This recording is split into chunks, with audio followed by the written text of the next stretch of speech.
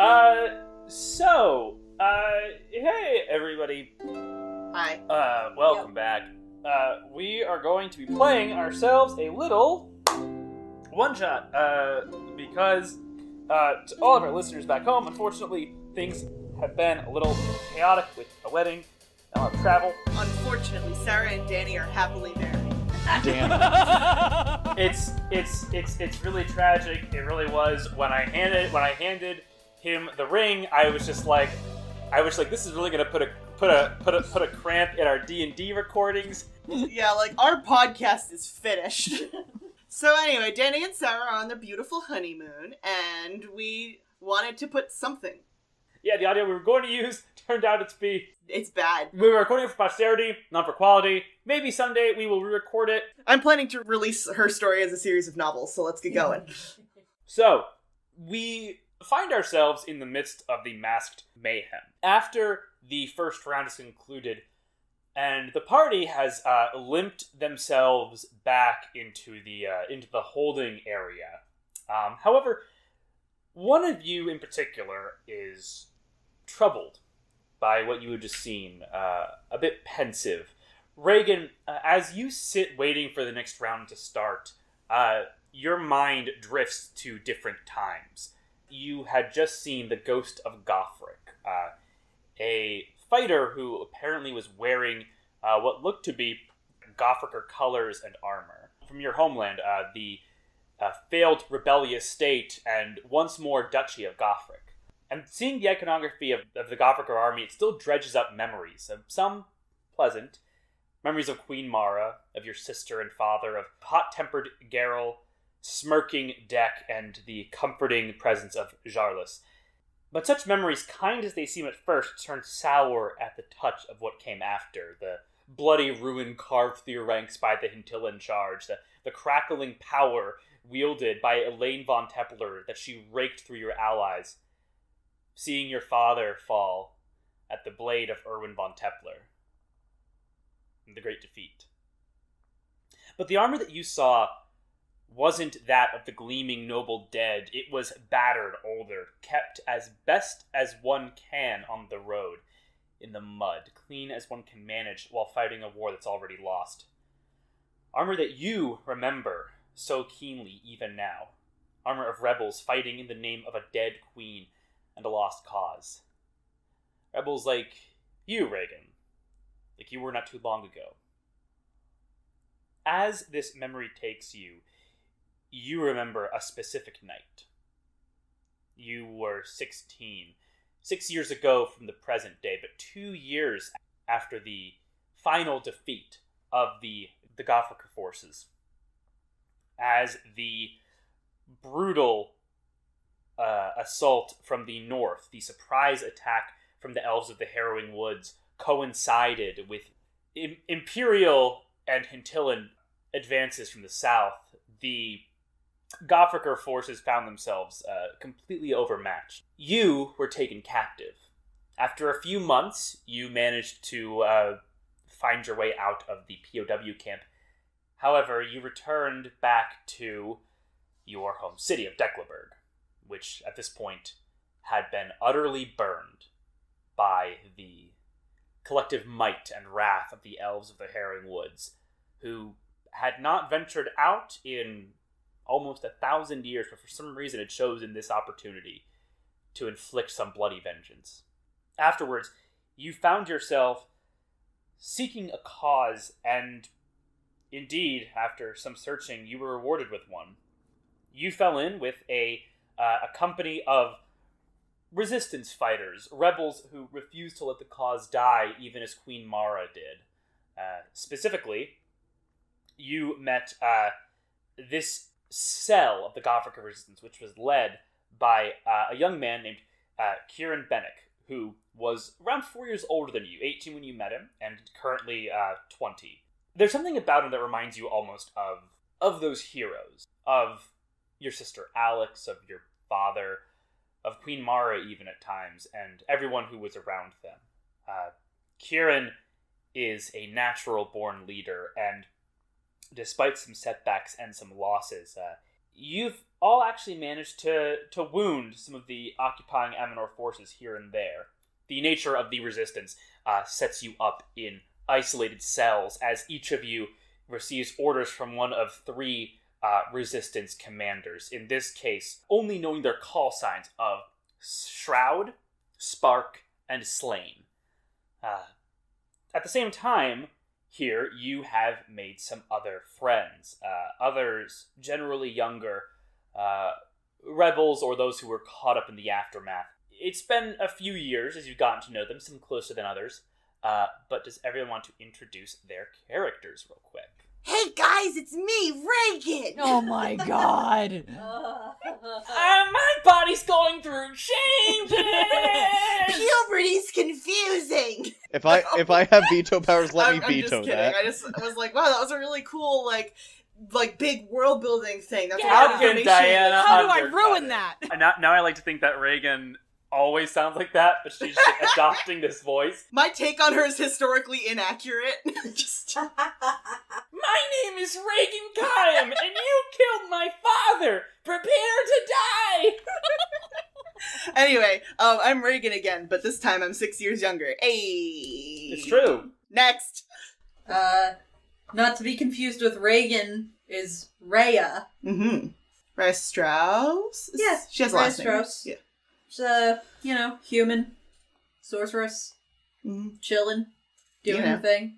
Sitting, probably, backwards in chairs. Yeah. Being, Bit of a rebel, bit of like a devil-may-care kind of attitude. yeah, Leaning back way too far.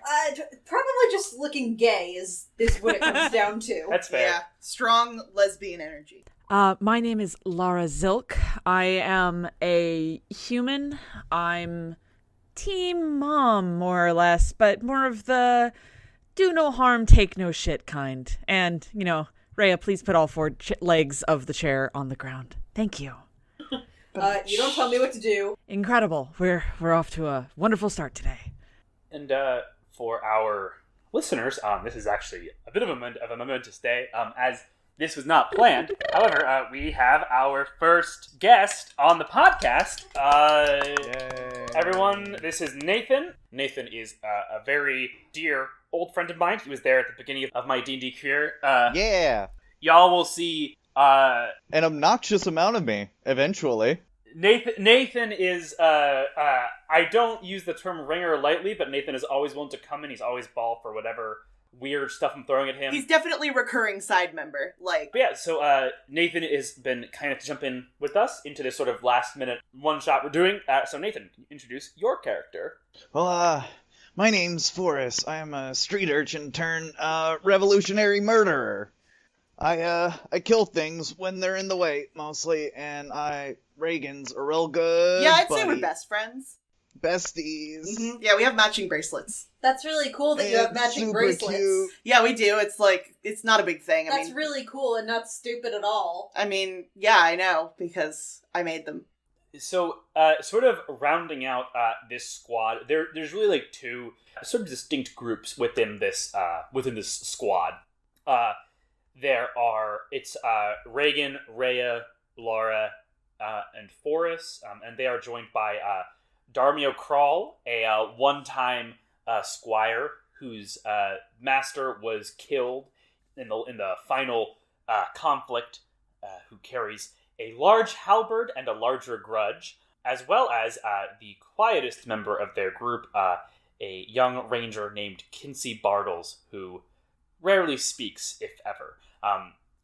Everybody here has a call sign, and so I believe it is Reagan is Hammer, Rhea is Breeze, Lara is Shimmer, Forrest is Quick, Darmio is Boar, and then Kinsey, dear Kinsey, is Mourner.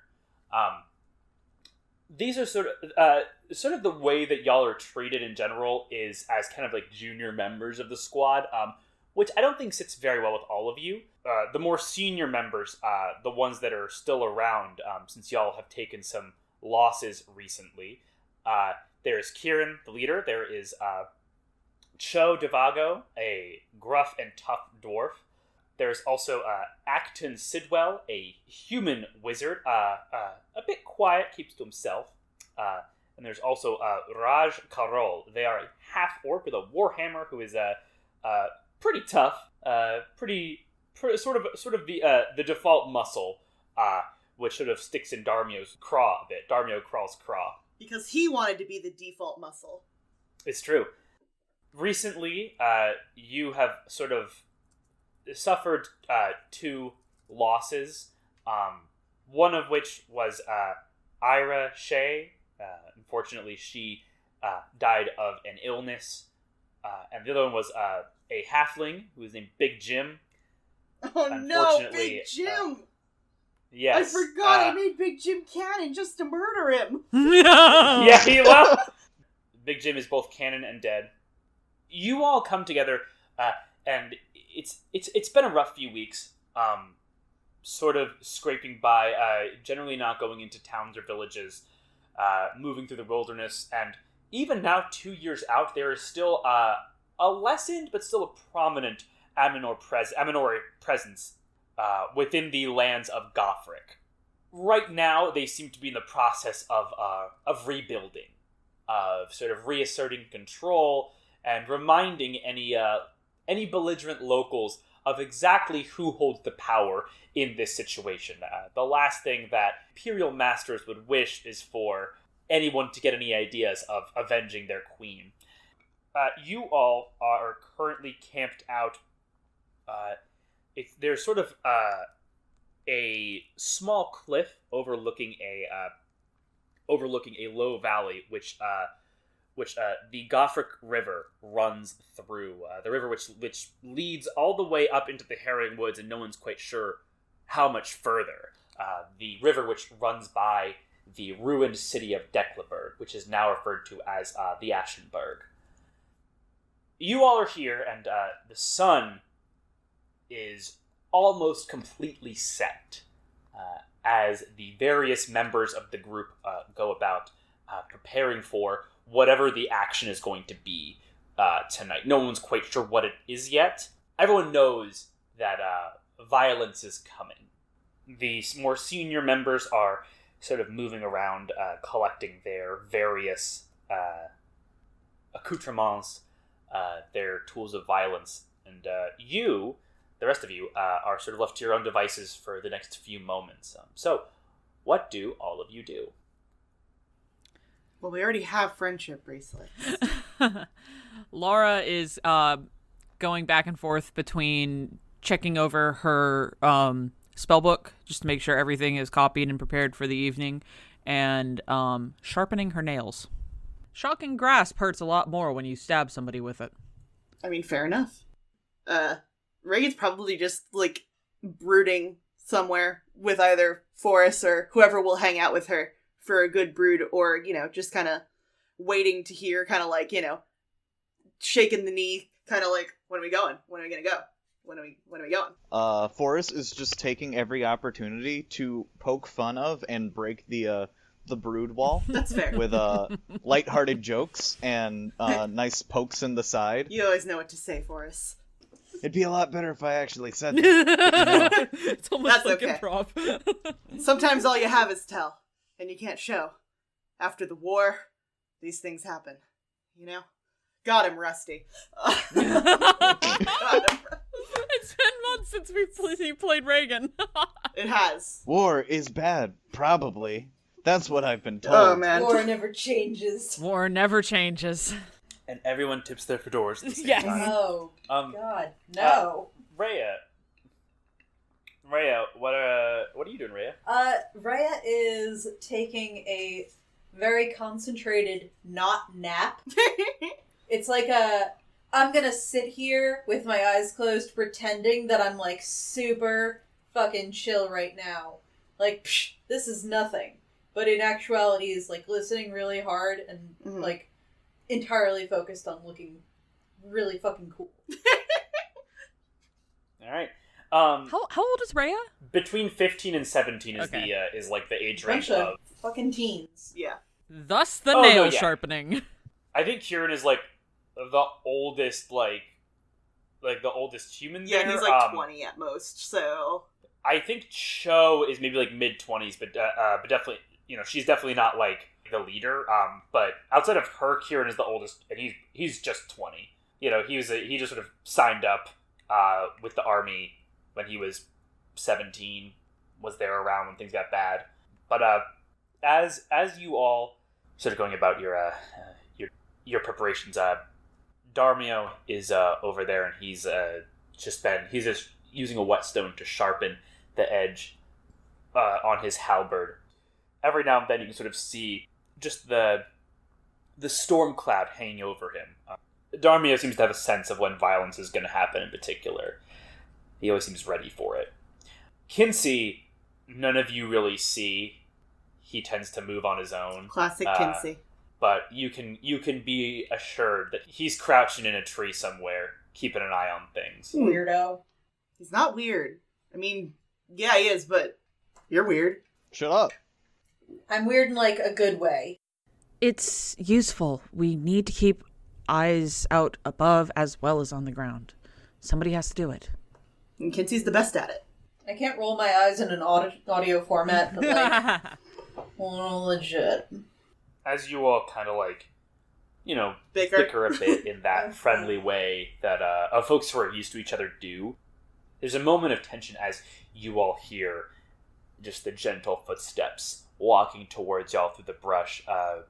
You're in a bit of a clearing towards, like, the edge of this cliff, but you're still, like, in tree cover. And as everyone tenses just for a moment, it dissipates as you see Kieran Bennick walking out of the trees, wearing his customary leather armor, a longbow strapped over his back, and a longsword at his hip. He's holding in his hand a scroll, and he has sort of just this not quite devil-may-care grin on his face, but the smile of someone who knows it's all going to work out okay. And he says, "All right, well, time to do the good work, people." Reagan kind of just, like, shoots up. Where are we going, boss? Well, I just got some pretty interesting intelligence from on high. Spark sent it down. Apparently, there's a bit of an important person passing through Barnesbrook. Could be staying at the garrison there. An imperial magistrate named Stalik Jalino. Which, imperial magistrates are replaceable, but they don't exactly like to do it. And they don't like making a show of it. They probably don't like dying either. Yeah, they don't grow on trees. Well, we're not going to kill him. Aww. We're gonna take him captive. That is the plan. From what we can tell, he's going to be staying at the garrison at Barnesbrook, which poses a problem. It's relatively fortified, nothing we haven't tackled before, but if there's a magistrate there, chances are they'll be on their best behavior. Which means we have to move quick and quiet. And it also means that we can't move with everybody. So, he kind of drops into a crouch and starts, like, drawing out in the dirt with his finger, sort of just like a rough sketch out of the town of Barnesbrook. And he says, "I'll lead the abduction team with Acton, Cho, and Raj. Between the four of us, we can get in and out pretty quietly. Acton should be able to give us enough cover, right, bud?" And Acton kind of nods and he says, "If that's what you need, I think I could probably provide that." "Excellent. Between Cho and Raj, we should have enough muscle in case things go south. Which leaves, you six." He gestures over at sort of the younger tilt. The plan, if it goes off well, there won't really be any bloodshed. At least nothing they won't notice until tomorrow. That being said, there's always a chance it goes bad. Yeah. We all know that. Yeah. There's a moment of quiet as you all remember the last person you lost, Big Jim. And after the moment passes, he says, "So, you 6 are going to be patrons at the local tavern, the Old Well. It's not too far from the garrison, and I figure with Kinsey over there," he gestures over to where none of y'all see anybody, just into the trees. Yeah. Kinsey over there, I reckon we should have enough awareness of anything happening over at the garrison. If things go loud over there, you all get to ride in like big damn heroes. So we're back up. Think of it more as the ace in the hole. We're back up. If that's what you want to call yourselves, but as far as I'm concerned, you all are a lot more crucial than we are, because if and when we fuck it up, Don't say when. you're going to be there to get us out. He sort of like gives you a reassuring smile, Laura, and he kind of just like snorts a bit, and he says, "Look, we're all gallows bound at some point, so might as well get the humor started. I'm not going to be going to my death just to not have a good number of quips ready." Okay. Besides, you will be more than prepared to worry your heart out at the tavern. Who knows? Maybe you will have a few drinks and you won't take things quite as seriously. Sounds good to me. I like that attitude, Rhea. Okay. My inner Diana got into. She was like, "Are we old enough to drink?" Teenage It's Diana. fantasy world. It's a If you fantasy can see world. over the counter, you're old enough to drink. It's There's true. a couple of pissed off halflings in the background going, man. There's a separate counter for that. Racist human duchies. I mean, honestly. I mean, it's not all humans, but it's a lot. There's a lot of them. He says, and as for your covers, well, you're just travelers moving through, trying to find work, make some coin. You know, the usual bag. So, we move out in half an hour. Once the light's down, then we will strike a blow at the rat bastards in charge. And that sounds nice to me. What about you? Yeah, and Reagan obviously looks disappointed at not getting to be on the kidnapping team. But whatever, it's fine. As long as everybody comes back alive, it'll be fine. It'll be fine. He kind of like gives you a bit more of a serious look, Laura, and he says, "We're not planning on dying, okay?" Okay. Just Yeah, taverns are real dangerous. shut up, Reagan. You know what? I had an uncle who died in a tavern. What'd he do? Oh, he just drank too much. He just drink too much? I mean, it's not that uncommon. Look, if you haven't had an uncle who's died in a tavern, I don't think you're technically a Gothicer, honestly. Hey! Yeah. So, take the 30, get yourself ready. We're moving out as soon as it's, he sort of looks up. As soon as the stars are watching us back. And then he sort of gives, like, this haphazard but still weirdly crisp Gothicer salute that you would have, those of you who actually served would have known. Reagan salutes back. He sort of smiles at you, but Reagan gives you a nod. And then he starts whistling as he pulls out a length of wood and starts like whittling it as he walks over to the edge of the cliff. Sometimes you gotta whittle. It's true. I gotta whittle away. As soon as he's like out of earshot, the other 3 who are going with him start like they start like prepping their gear, and Darmio is just seething. Yeah, Reagan's He is not just- super happy. yeah. Yeah, as we start packing, Forrest, who had been like sulking this entire time after hearing about the plans, just kind of sidles up to Reagan and is like, this is really the pits. Yeah, I'm tired of being the fucking backup. Safer than the front lines. You're just gonna be sitting in a tavern and all the action goes down. Yeah, That's I trained boring. for front lines. Yeah, oh, yeah, no, we've all heard that before, Reagan. Shut up, Dario. We've all seen combat, Reagan, okay? Doesn't matter who your fucking dad was. I didn't mention my dad. So, For once. I'm gonna go find Kinsey. Reagan just pouts off. Darmio gives you a fist bump, Rhea. Hey.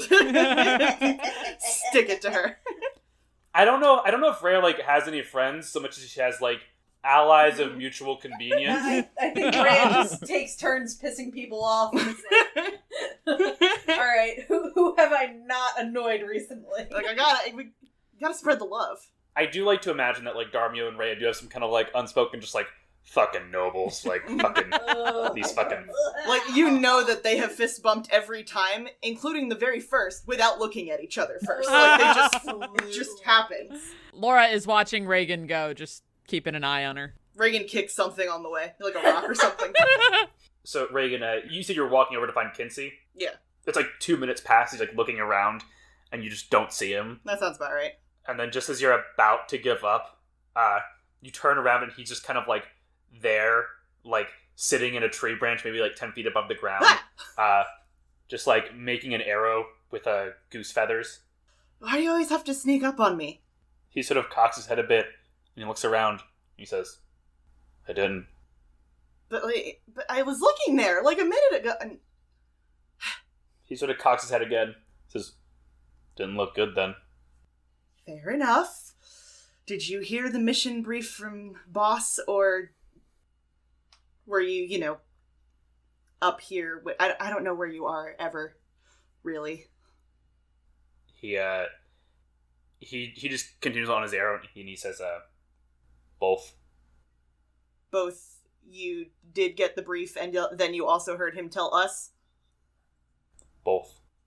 Okay. Well, we need to go get ready to pretend to be...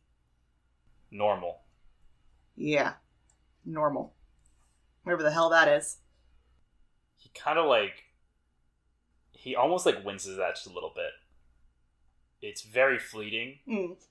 And I think that you've known him now long enough to realize that there are things that you didn't pick up on when you first knew him. Yeah. Because he's normally he's normally kind of just an unreadable dude. But I think you see in this moment just that wince of just it's minute and it is so brief. Yeah. But it's there. Yeah, no one's particularly happy about the assignment, but what boss says, where he says we go, and if he wants us to be the backup, then we be the backup, I guess. So... He kind of looks over at you, and without warning, he just hops down, and he's lands pretty close to you, Reagan. And I don't think Kinsey's ever had a really good sense of personal space. Personal space, yeah. No, none at all. And so he he's maybe 9 inches away from you when he lands, and he stands up, a little bit taller than you, but you have more muscle than him. He's a lot more lean. I'm a frontliner. Yeah, he is not a frontliner. He's a scout at that. He's a scout ranger. And he kind of reach over and taps you in the forehead, and he just says, "Stay safe." Thanks. You too. Are you coming with us, or are you on a different... He just points, and he says, "You." Oh, yes. Okay, cool. Got it. Alright, well... let's get back to the others. Anybody else have anything else they want to do before we go any further? Punch Rhea. Just kidding. I'm just... Kill Rhea. Whoa. Haters. Hostile work environment. Are we aware of any bounties on any of our heads? We know there's a standing bounty on any members of the Gothica resistance. Anyone caught carrying weapon, anybody caught still bearing weapons in the name of Queen Mara. There are more specific bounties for more notorious members of the resistance. Right. But we're pretty far down the food chain. Yeah, Spark, Shroud, and Slain. They all have like actual bounties on their heads. Got it. No one's really sure what they look like. The resistance has managed to compartmentalize its different cells pretty efficiently. So it's very difficult for any like actual actionable intelligence to spread up to Imperial Command. But if someone found out and they weren't sympathetic, they could probably turn you. Okay. Yeah. Because I was just thinking if we need to like do disguises or make ourselves look different if we had known if we were some of the notorious ones, but since we're babies, y'all are young enough and like you don't have that reputation. We're level 3, so y'all are very much like, well, we're gonna raid the supply cache. Yeah. That's what we got usually. Okay, cool. I mean, that makes my prep easier. yeah. All right. So how much time has passed at this point? At this point, it's been around almost half an hour. Okay. Kieran is still like sitting on the edge of the cliff, though, just whittling. I think Reagan's gonna go talk to Kieran before we move out. Okay. Um. He's just working on it. What you making? Not really sure.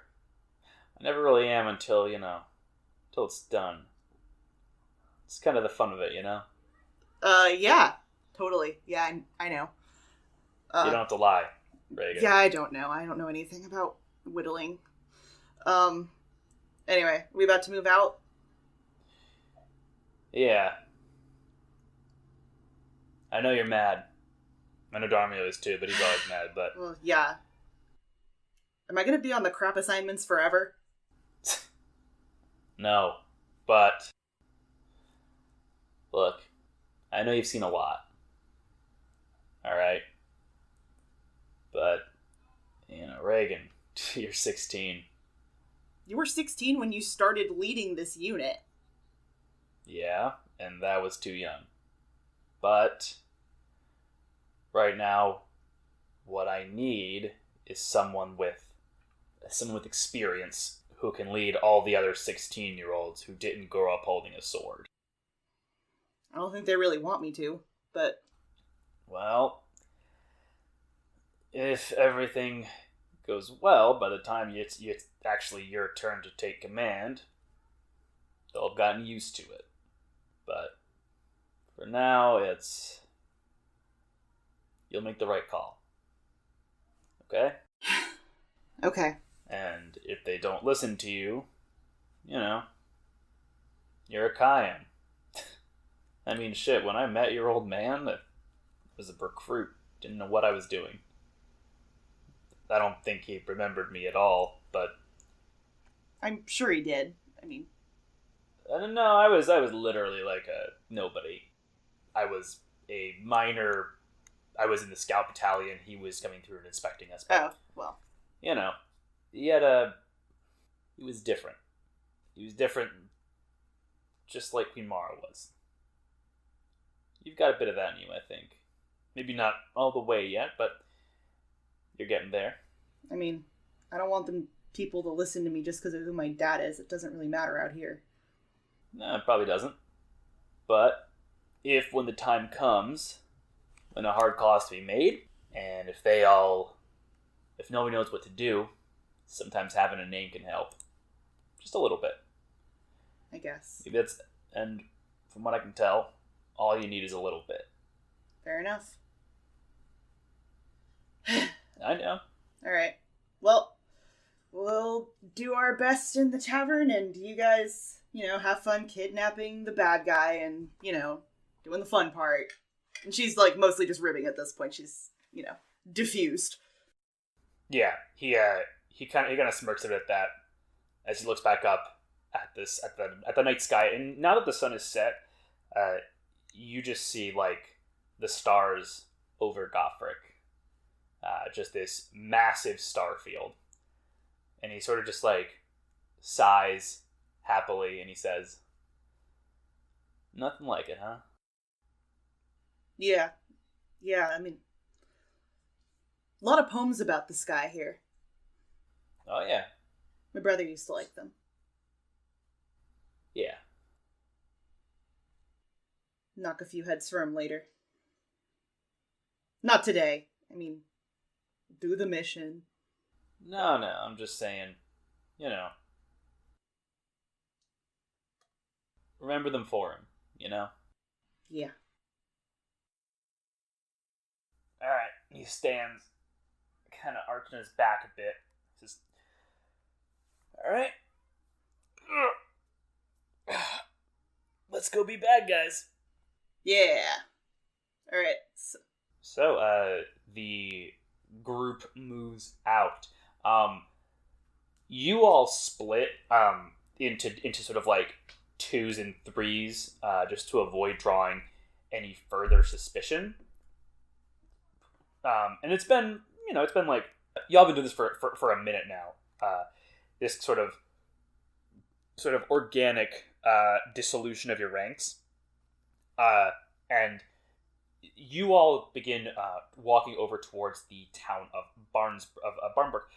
Now, Barnsbrook is not it's not a major town. It's really just like a sort of like a village on the banks of the Gothrica River, which handles any trade going down. It's really a rest stop. Some resupplies. Nothing too fancy. Like a McDonald's, maybe a KFC, and one or two gas stations.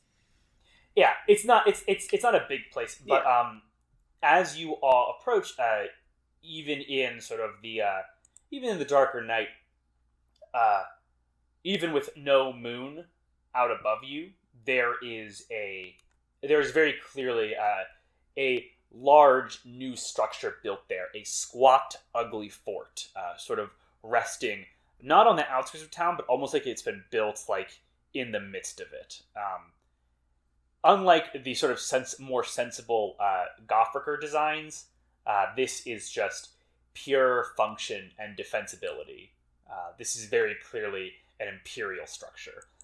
And as you approach, as you sort of begin filtering into town, you see here and there is a guard presence, just like some local constabulary, a few here and there.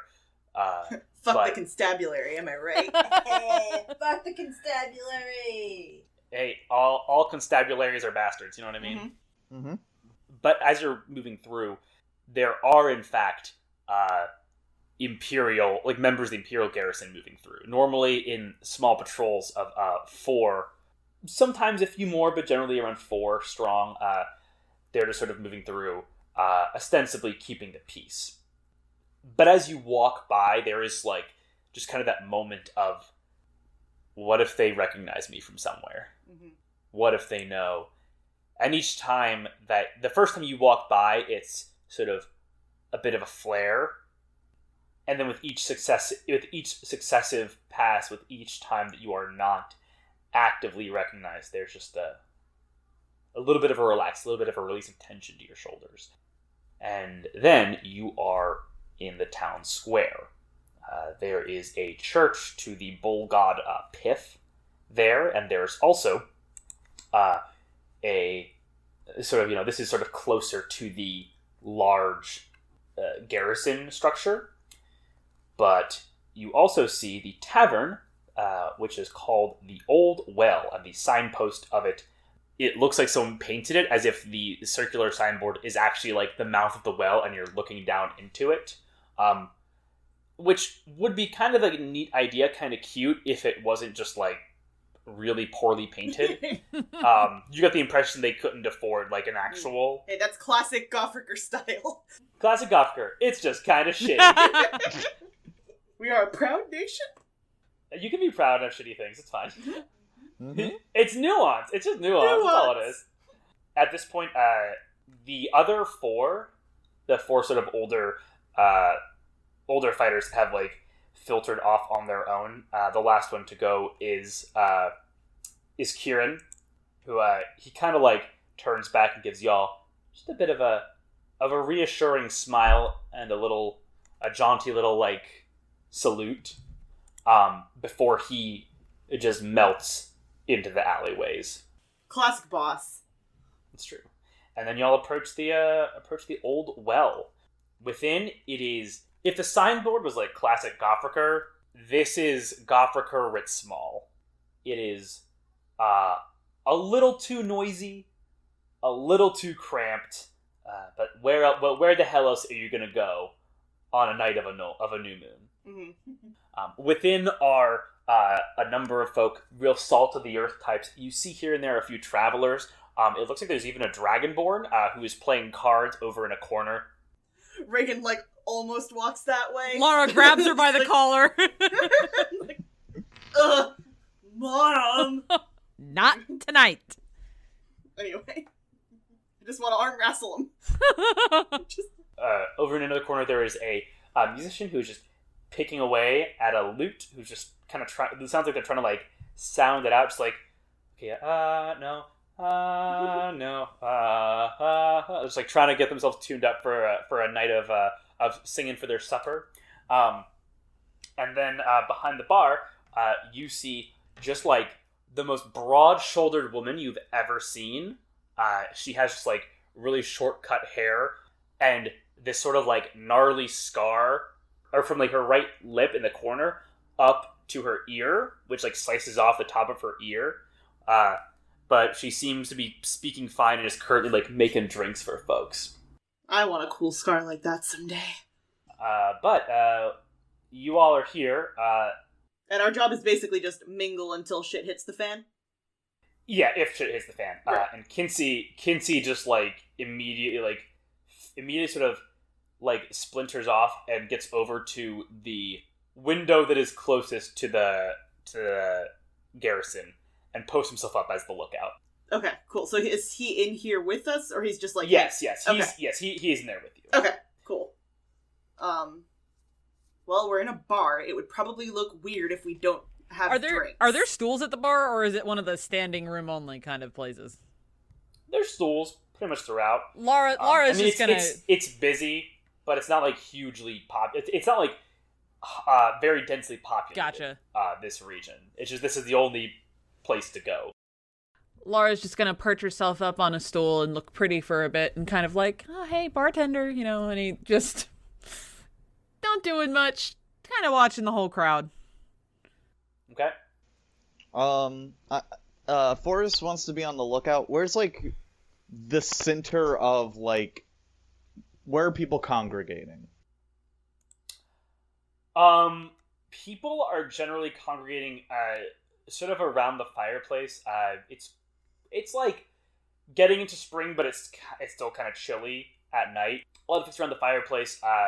There is the game of cards which is happening, and there also appears to be some like low conversation happening, sort of over in like the most obviously suspicious place you could sit in a tavern.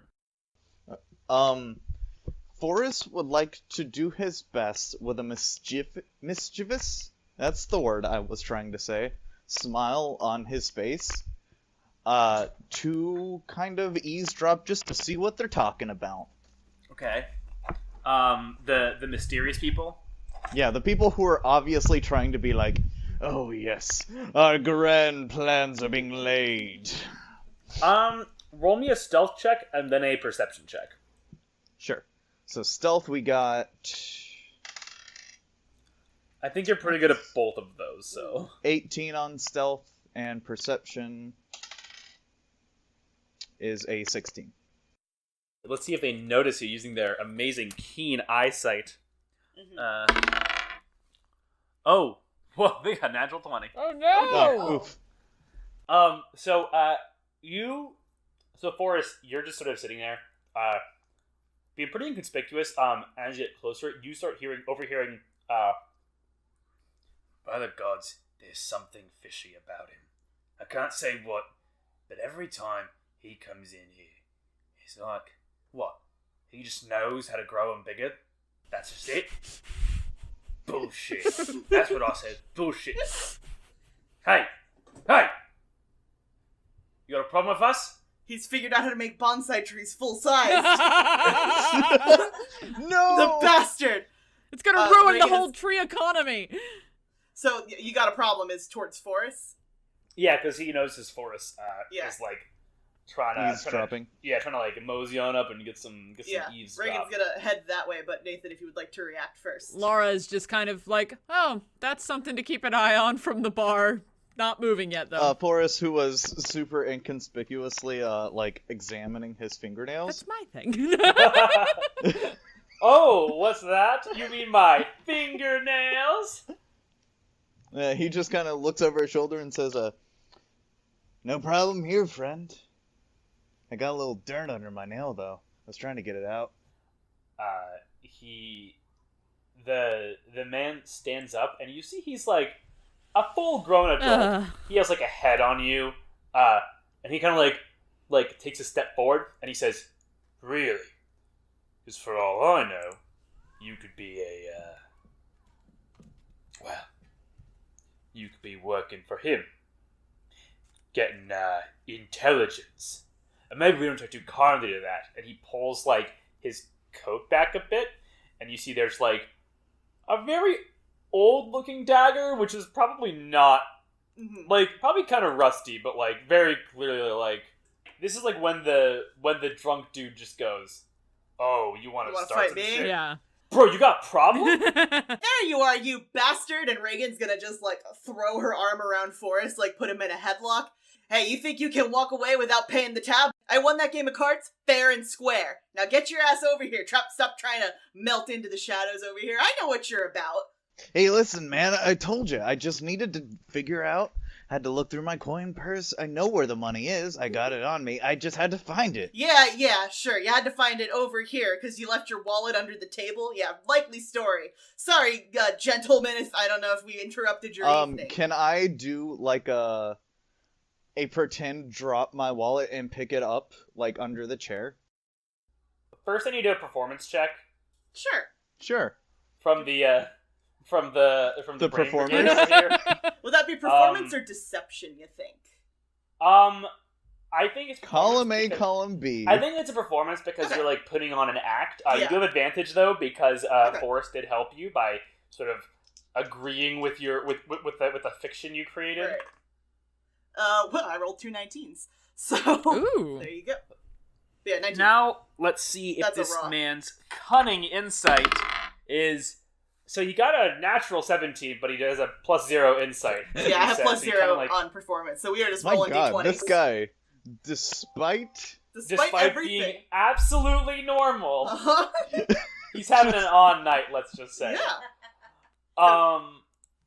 Yeah. So he kind of like frowns a bit, and he sort of snorts and he says, "Keep your boy over there." Yeah, I was working on it, but this one's a wily bastard, am I right? She kind of like rips him. Alright, come on, let's go, you're buying us all around!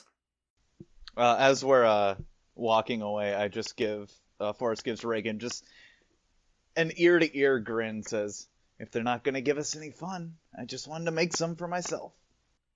I mean, listen, we'll find the fun, but I don't think it's at that table. They sounded like they were talking about trees or something. Yeah. Wait, you didn't hear a thing. How did you know? Fuck, I My don't know. god, your hearing's way better than mine. You should have been the one It's not. eavesdropping. Fuck, I was making a meta goof, and now I've ruined the continuity. Everyone It's- start over. Alright. Your mistake there was trying to make a meta goof and assume that Nathan won't just like I'm drag gonna you for call my that. bluff. Yep. Alright. Reagan is actually going to lead Forrest towards the bar, because as I said, it's a bar. It's gonna look weird if we don't have drinks. Yeah. So as you're leading him to the bar, you like pass by Darmia, who's like taking a seat at a table, and you see that like his halberd is like wrapped in like cloth, so it looks just like a long like parcel. But he was like, you see he's just like white knuckle gripping it as you're walking by.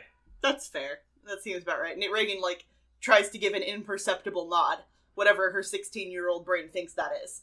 So It's just a nod. It's just it's a just nod. a regular nod. but it was, like, totally less perceptible, right? Yeah, totally. That's what it was. I'm gonna say yes. Rhea, what are you doing while this happens? What's Rhea's situation? Walk up to the big guy in there and pick a fight. Walk up to this guy in there, kill him, then say, "I'm the boss now." My bar now. I am the captain. No, you walk up to the innkeeper, just put a knife in his heart and says, "This is my inn now. This is how this works." I Anyway, don't think that's how that works. No. so what you doing? So Rhea had a plan of action that was going to be put into action, but then other people were doing other things. Okay. She's like, well, shit, now I can't stand around looking cool. Because no one's looking at me. Exactly. Exactly. So she has to idle around like an asshole until Reagan finally gets up to the goddamn bar. So that she can put her boots on the table. So that she can lean across the bar next to Reagan and say, "So what are you drinking?" I was just gonna get juice. My mom buys all the juice. You know, the usual. Right, what's the usual? Fuck. Okay, so let's step out of the game. I don't know what people drink. I mean, in real life Ale. or in fantasy. in a fantasy setting? Well, the fun Is thing it about grog? a fantasy setting is you could ask the barkeep what to drink. But see, the barkeep didn't ask me what I wanted. Rhea did, and Rhea's really cool, and she has a jacket. How far away are they from Laura? I mean, We're all same at the bar. Yeah, I know, Alright. but like, are they at like the opposite end of the bar? Like, could I conceivably hear them? You probably I assume that y'all are kind of sitting together. I don't think, like... We're not gonna I go think too that when far Kieran's apart. not there, y'all just kind of, like, We're just a bunch of Congregate. rowdy keep teens. grouping up. Yeah. Because, like, what else are you gonna do? Yeah. Alright, barkeep, what you got that's cheap and gets a man drunk fast? She looks at you. She, like, looks you up and down for a minute. And she says, "Normally I'd ask, where your parents are at, but I could use the business." Hey, I'm not like a kid. She looks at you again. Okay. Well, if you're looking to get real drunk real fast, got some, we've got some, she sort of, like, looks back and, like, squints her eyes a bit. We have Snowcap Ale, which is not really get you too gone too fast. We've got Feverwood Whiskey. That'll get you there. And, and we've got the Kill Shot. I like to think that, like, the camera zoomed in on her eyes, like the Tarantino moment, the kill shot. Alright, cool. So see, my big play was, you know, give us 6 of not those. You said the Snowcap is the weakest of those, Andrew? You said, like, it's not, like... Yeah, Snowcap Ale. 3 ales for my friend and I, and she gestures at Forrest, and then 1 for one of my friends. The rest of you guys can sort your own shit. That's fair. But Kinsey looks mad suspicious over there, so I'm gonna help him establish a cover. So you're getting an ale for Kinsey, Forrest, yourself, and... That's it. Okay. Correction, Forrest is getting them. I did beat him at that card game fair and square, and I rolled a 19 on the deception check to will it into reality. So... Forrest, as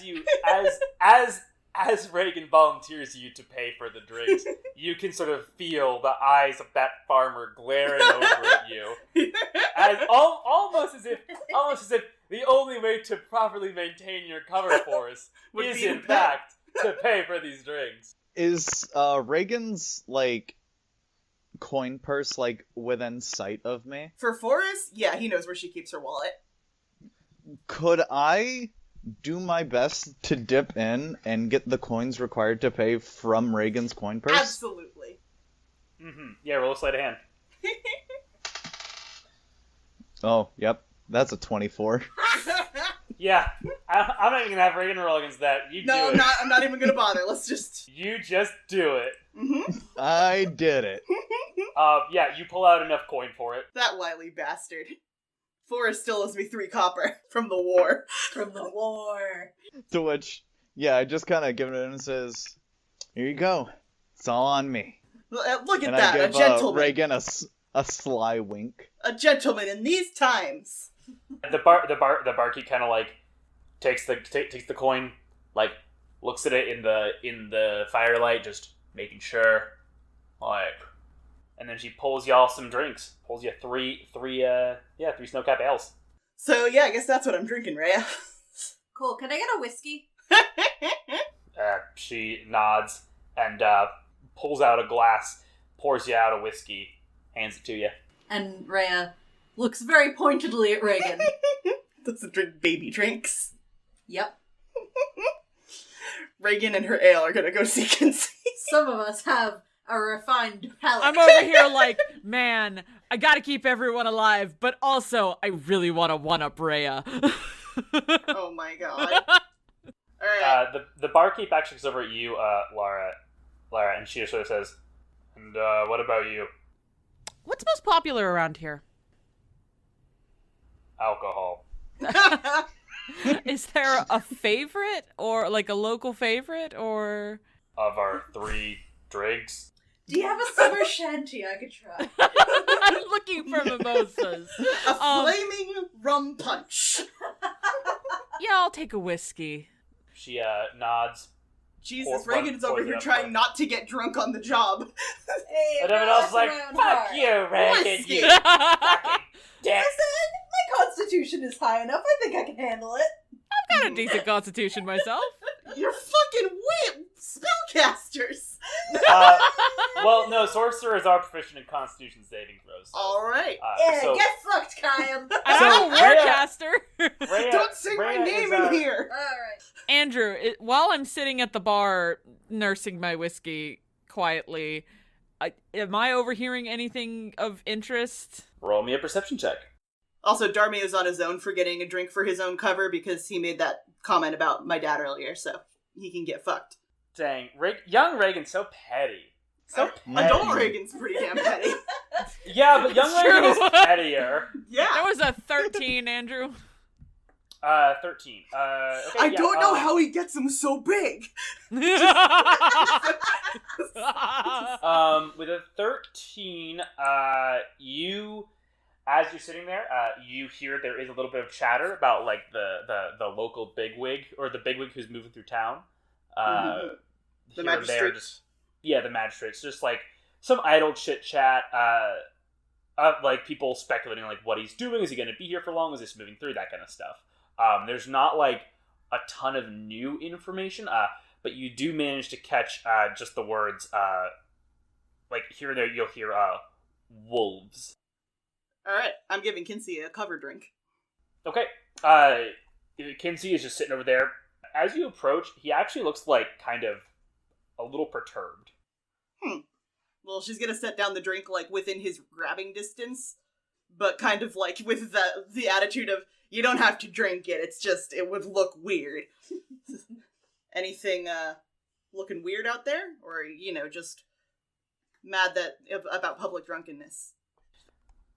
He looks over at you, and just as like a reference, Kinsey just has like almost like 2 large like brown eyes, almost like owl eyes. It looks like at times, and like they never seem to blink, or if they do, it's never when you're looking. He kind of like gestures out towards the Gothic River, which he has, which is like you see the banks of it from here, like even in sort of like the faint starlight, just sort of like washing up along the riverbank. And he sort of looks out at it again, and he just says, "A lot of people died." Yeah, they did. He turns back to you, and he sort of like looks you in the eyes. And he says, "You're from there." Yeah. Yeah. Was. He nods, and he says, "We're all was." He sort of like looks at the drink. He kind of like picks it up, sniffs it, puts it up to his mouth. Very obviously doesn't drink anything, just like up against his lips, and then puts it back down. Just as subtly as possible, pointing at Reagan to send the message. Does the slaying wolves mean anything to you? Andrew, does the slaying wolves mean anything to me? I think with just wolves, you can roll a history check for me. Okay. Just like, but if just wolves, it's a little tougher. Nope. I got a 6. So no. So yeah, like, wolves are generally used in iconography of the Empire. Yeah. I mean, the Empire uses wolves as, like, a symbol. It's on their armor and shit, but... Just what hearing about? a little talk. Be careful. Okay. I mean, they might be talking about literal wolves. I think the woods are near here. Just that kind of noise in your head. I like that she casts message again. Yeah, just go, be like, Potentially drawing further attention. Just to go, that ain't it. Forrest and Ray, y'all doing anything right now? Whatever shenanigans Reagan gets in on, I am usually just tailing along. Yeah, I think as Reagan was leaving Kinsey, she's like, well, want to bet that I can arm wrestle that Dragonborn into submission? To Forrest. Do you want me to bet on whether or not you win or whether or not you lose? Of course you're supposed to bet on me. We have friendship bracelets. That means you always bet on me. Technically, if you lose, betting on you to lose is still betting on you. You know? He just has Fuck. confidence in the opposite direction. Kinsey, you're so smart.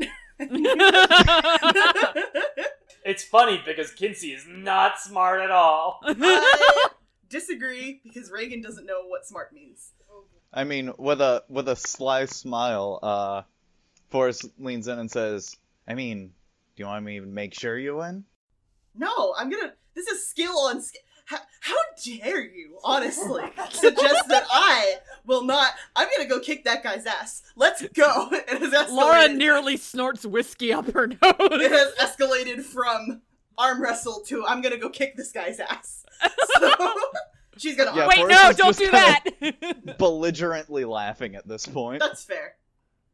Rhea, anything on your end? No, Rhea's gonna throw back her whiskey. She's getting kind of bored at this point. Mm-hmm. Because, we're just If back up. If you're throwing it all back, roll me a Constitution save. Does she have advantage? No, because that's like on... No, she's not spellcasting. advantage. She's not. Yeah, she's not a dwarf. Dwarves have advantage on drinks. An 18. Yeah. You feel it just like warming your gullet as it goes down. But as soon as it gets into your belly, there's a moment where you think to yourself, oh, this could impede me a little bit. You kind of just cough, and as you do, you feel just that innate spark inside of you, just kind of and you can smell a little bit of it burning as it comes up through your mouth, which is a very familiar thing that you've had your whole life. There's always that kind of slight, just a little bit of ozone. We here at Masks and Martyrs do not condone teen alcohol consumption. Yeah, no. Unless it's it makes super you cool. super cool. Hell yeah. We are a cautionary tale. I'm glad me and Andrew were on the same page. Like I said, Nathan's my ringer. Anyway, Nathan's my The ringer. important follow-up to Rhea throwing back a drink is, did anyone see her, and did they think it was cool? Laura raises a manicured eyebrow. That's not cool. That's like your aunt being vaguely disappointed at you. Oh, is this what we're doing tonight? It's more of a you good? Are you gonna be okay to do the rest of this? Can you drive? Give me your keys, bro. Rhea, the barkeep gives you she sort of whistles a bit and she goes, "Shit, little thing like you didn't think you'd be able to handle it." Size, it's deceptive. Heard. You gonna have another? I'm good for now, but thank you. Alright. She goes back to her polishing glasses, which is all bartenders do whenever nothing's happening. I mean, that's just kind of the standard for all All bartenders. bartenders everywhere, right? That's what I do. Laura sends Rhea a quick message. I'm proud of your choices. Time to drink again! Don't be proud just yet. The night is young. She She does laugh. She does laugh into her drink a little bit. So you're going over to the Dragonborn, right? I'm gonna arm wrestle somebody. Hopefully it's the Dragonborn. All right. I'm just keeping an ear if out. it's Forrest, you'll probably win. So you go over, and you sit down, and the Dragonborn is just sort of shuffling some cards. And he looks up and he goes, "Yes, can I help you?" So what are you playing? Me. Old game. The Dragon and the Dungeon. You play? Andrew, I play? I think the games of chance can generally be pretty universal among, Yeah. like, outcasts and such. Yeah, I think my uncle played that with me a couple times. You know, back in the day. You dealing people in? Hey, deal you in if you have coin to spend. Am I gonna reach into my wallet and find it's empty? Oh, it's empty. Reagan reaches into her wallet and finds it's empty. Well, you want to arm wrestle? I'm broke. Actually, I wouldn't mind paying for the young lady's entry as long as I was allowed to see the table as well. And as you turn, you see a fairly well-dressed man who kind of just, like, walked up behind you. And Do Oh, I no. recognize? Nope, that's a bad flag. Do I recognize him at all? not personally, like, you don't recognize, like, the face. Okay. Any colors that are unique? Just, like, very well-made traveling clothes. And who are you, my magnanimous benefactor? He says, "Oh, pardon, my name is, Stalik Jalino." Oh, okay. Well, in that case, why don't you sit down? That's the name of the guy we're here for, right? Yes, it is. Okay, I didn't really know how to spell it, but yeah, okay, cool. So I didn't write it down well, but... But it is, but Reagan checks her ketchup note on her hand. Yeah. Call It's an back! old habit. Call back, motherfuckers! I This is love foreshadowing? I love that Reagan is, like, on the one hand, dumb as a box of rocks, Mhm. but on the other says, "And who are you, my magnanimous benefactor?" I got some book learning. That's why Ray and Darmio don't like me. They think I'm bushy. Reagan is a complex character. She has layers. She can be Uh-huh. really dumb and know some words. You know some big words. Uh-huh. That's probably how she first impressed Forrest. She was Yeah. she was like, "Oh, hello there. What an erudite place." And Forrest was like, "What does that even mean?" And ever since then, he's been following her around waiting for her to use big words again, and it's only just now happened. Wow, that was another one. I've never heard that one before. Outside of the noble that kicked me when I was a child. No.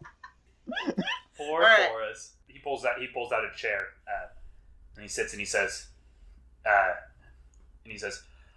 "So, Dragon and the Dungeon, huh? It's been a while since I've played that. I haven't been up to the White River League in some time." And the Dragonborn kind of shrugs and he says, "It is not a place you want to be up at most of the time. Very tumultuous." He says, "Yes, I've heard that. Oh, pardon, I'm sorry, I introduced myself, but I didn't even ask your name. Miss..." Smith. Phoenix Wright, lie like a dog. Laura wrote across the room. Smith. Just, Charlie Smith. Charlie Smith. Well, pleasure to meet you, Miss Smith.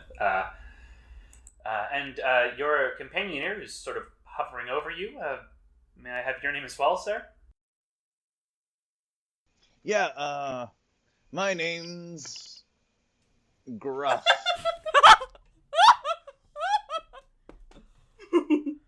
This is why we're back It's up. more of a wish fulfillment kind of name. He's not grown into it yet. He looks like kind of a little puzzled about it, and he just says, "Curious name, a family name, I presume." Yeah, I have 4 brothers. 3 Yep, of them Cruff, have very Cruff, similar Druff, names. And Cruff. Yeah, just, Large family. you're telling me. Trust me, you don't want to meet them. He kind of chuckles at that, and he says, "Oh, maybe I would. I mean, I myself was an only child, unfortunately. Always wanted to have some siblings, but never was able to. I never had siblings, I should say. Can I roll for Reagan to keep the color in her face? Sure. Roll me a Constitution saving throw. Thank you. Can Lara hear from the bar, Yeah, or are can they you pretty hear far from away? there? Roll me Yeah. perception checks. Okay. Alright, cool. Wait, so this is like the guy we're literally here for, right? Yeah. Yeah. Yeah, the I guy don't who's do not shit. supposed to be here right now. Yeah. And And I I- rolled 10. I want to do what with message. Well, honestly, Okay. everyone in order, pretty much. Okay. Okay, so Forrest starts trying to covertly. So like, The mark is here. Group So, text, group text. Yeah, So- group text. so Forrest pulls out roll me a sleight of hand to see how slow you're pulling out a piece of Yeah. wire and whispering into it a bunch. Anyway, I rolled a 10 on my Constitution saving throw, so Reagan's face is just drained. Yeah. Alright, 21. Okay. Sleight of hand. Sure. So you start. All right. You start spreading the word, and he looks at you and he says, The good word. Miss Smith, are you all right? You look like you've seen a ghost. Oh, it's nothing. It's, I had some siblings. One, I used to. Just, Oh. the war. Oh, yes. And sort of a darker look passes over his countenance, and he says, "Yes, nasty business that. Yeah. Nasty business. But then you're from the area. I mean, I'm not exactly local, but yeah.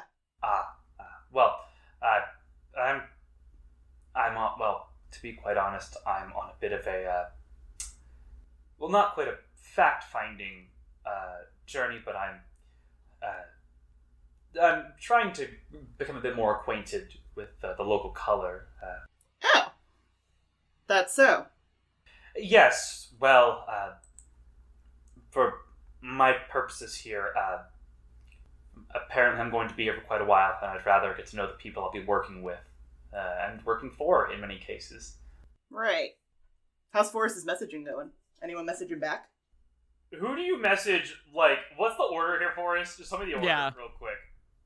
I guess, who would Forrest trust the most? I mean, Reagan's at the table. Obviously.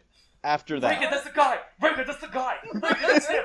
Reagan, No, that's- Don't react! Reagan, it's him! Don't react! Don't Do react! not. Don't even blink!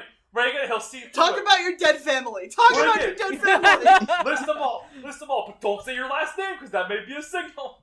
So I think what makes most sense is for us to think in terms of who is the most likely to cause a problem. Darmy has the shortest temper. Mhm. Lara frets the most. Rhea is the most sort of off the handle, what's she gonna do? Mhm. And Kinsey is mostly just sits around and is too quiet for your taste, I think. Rhea can see, and then the other two in no particular order. Okay.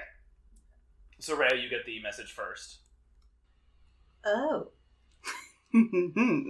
Ooh! Is that the whole answer? And Rhea just smoothly turns around on her stool and messages back, I see. She just swiveled in her chair. It was very cool. She was sitting on it backwards before, also. As you say that to Kinsey, he just body language isn't shifted at all, but his eyes just snap over to the man. As you go through the other two, Stalik continues talking to you, and he says,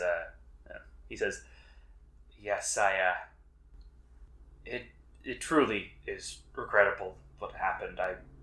I wasn't here for most of it, but I honestly I'm not quite sure how to approach the topic most of the time.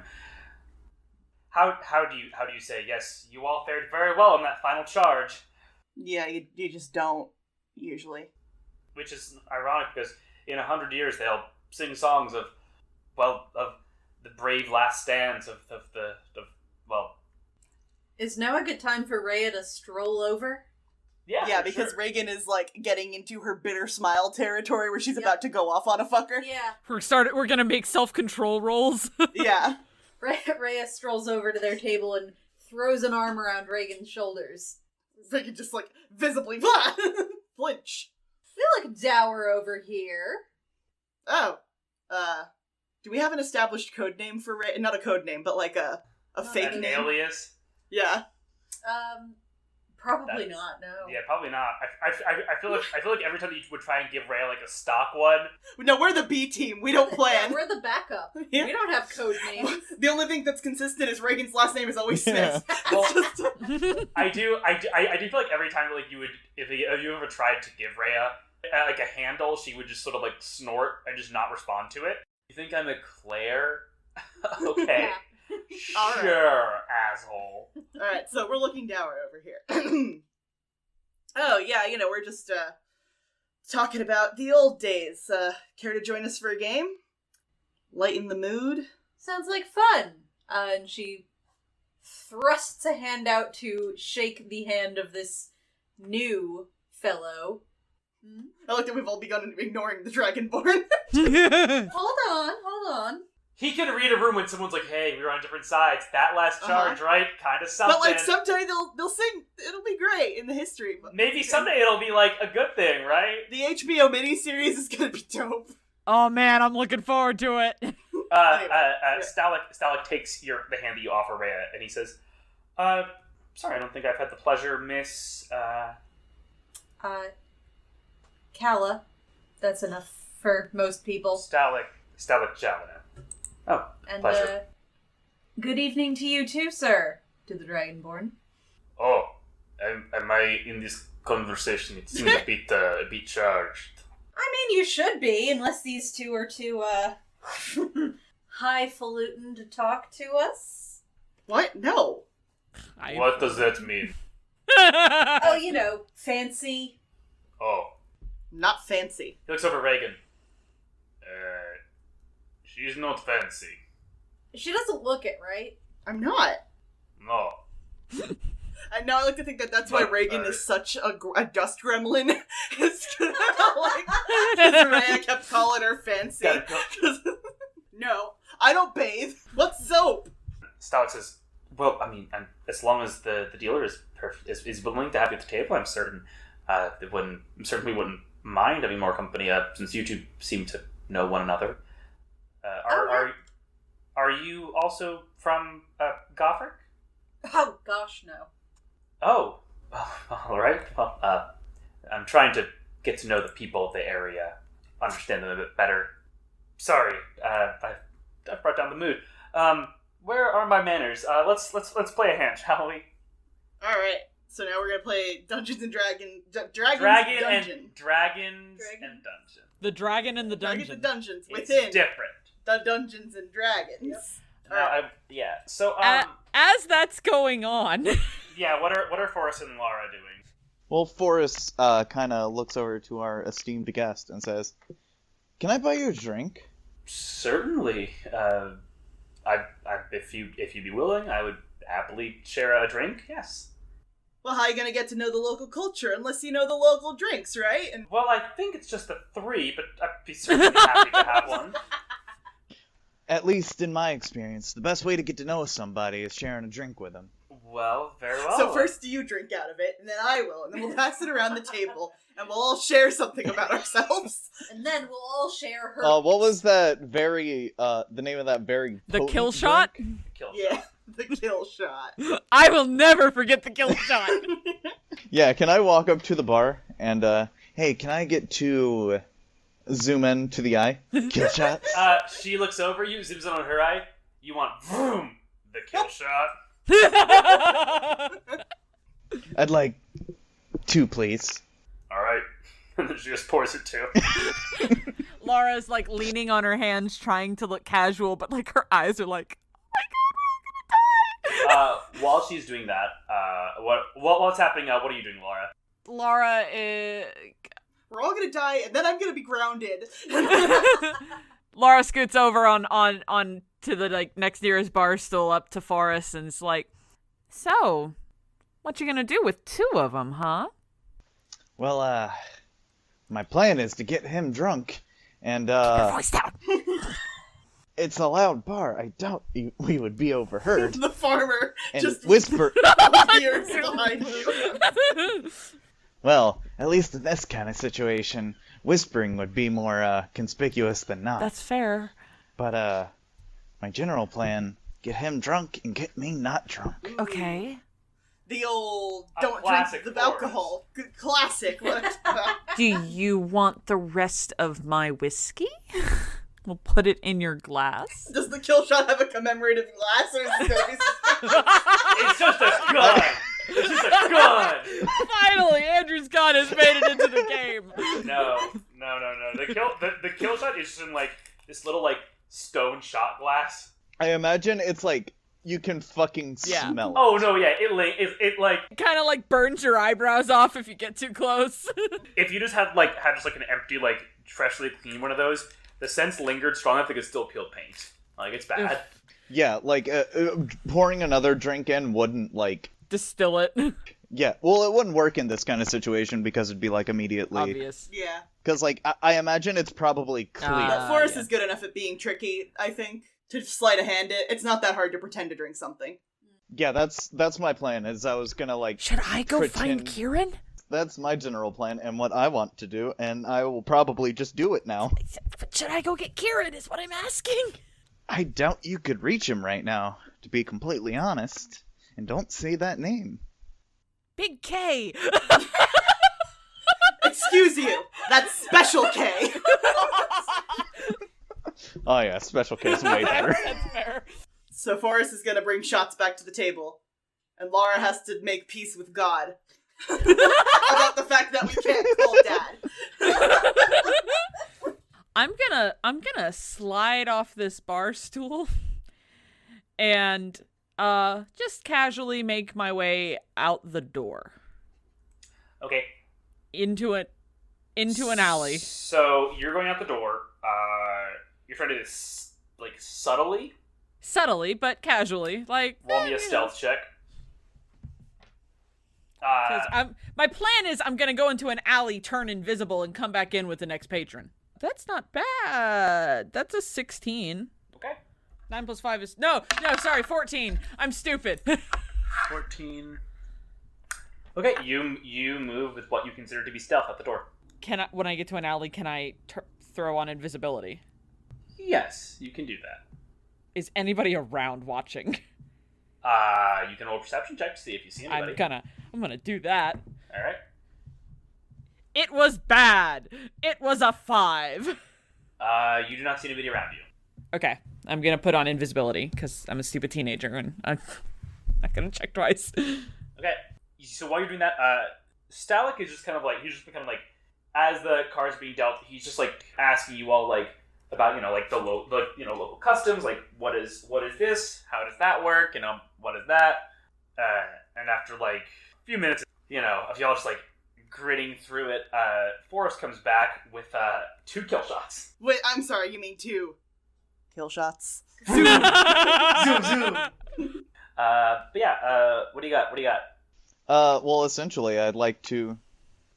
Well, one of the best ways to seal a new, friendship is when you take a shot with the other guy, you link your arms together, you take it together. He like kind of smiles a bit. And he says, "Well, all right, that's the local custom. I'm more than happy to." Absolutely it is. All right. And he goes and takes his drink. That's how we became best friends. Yeah, and I'd like to, sleight of hand it so that, it looks like a very honest mistake.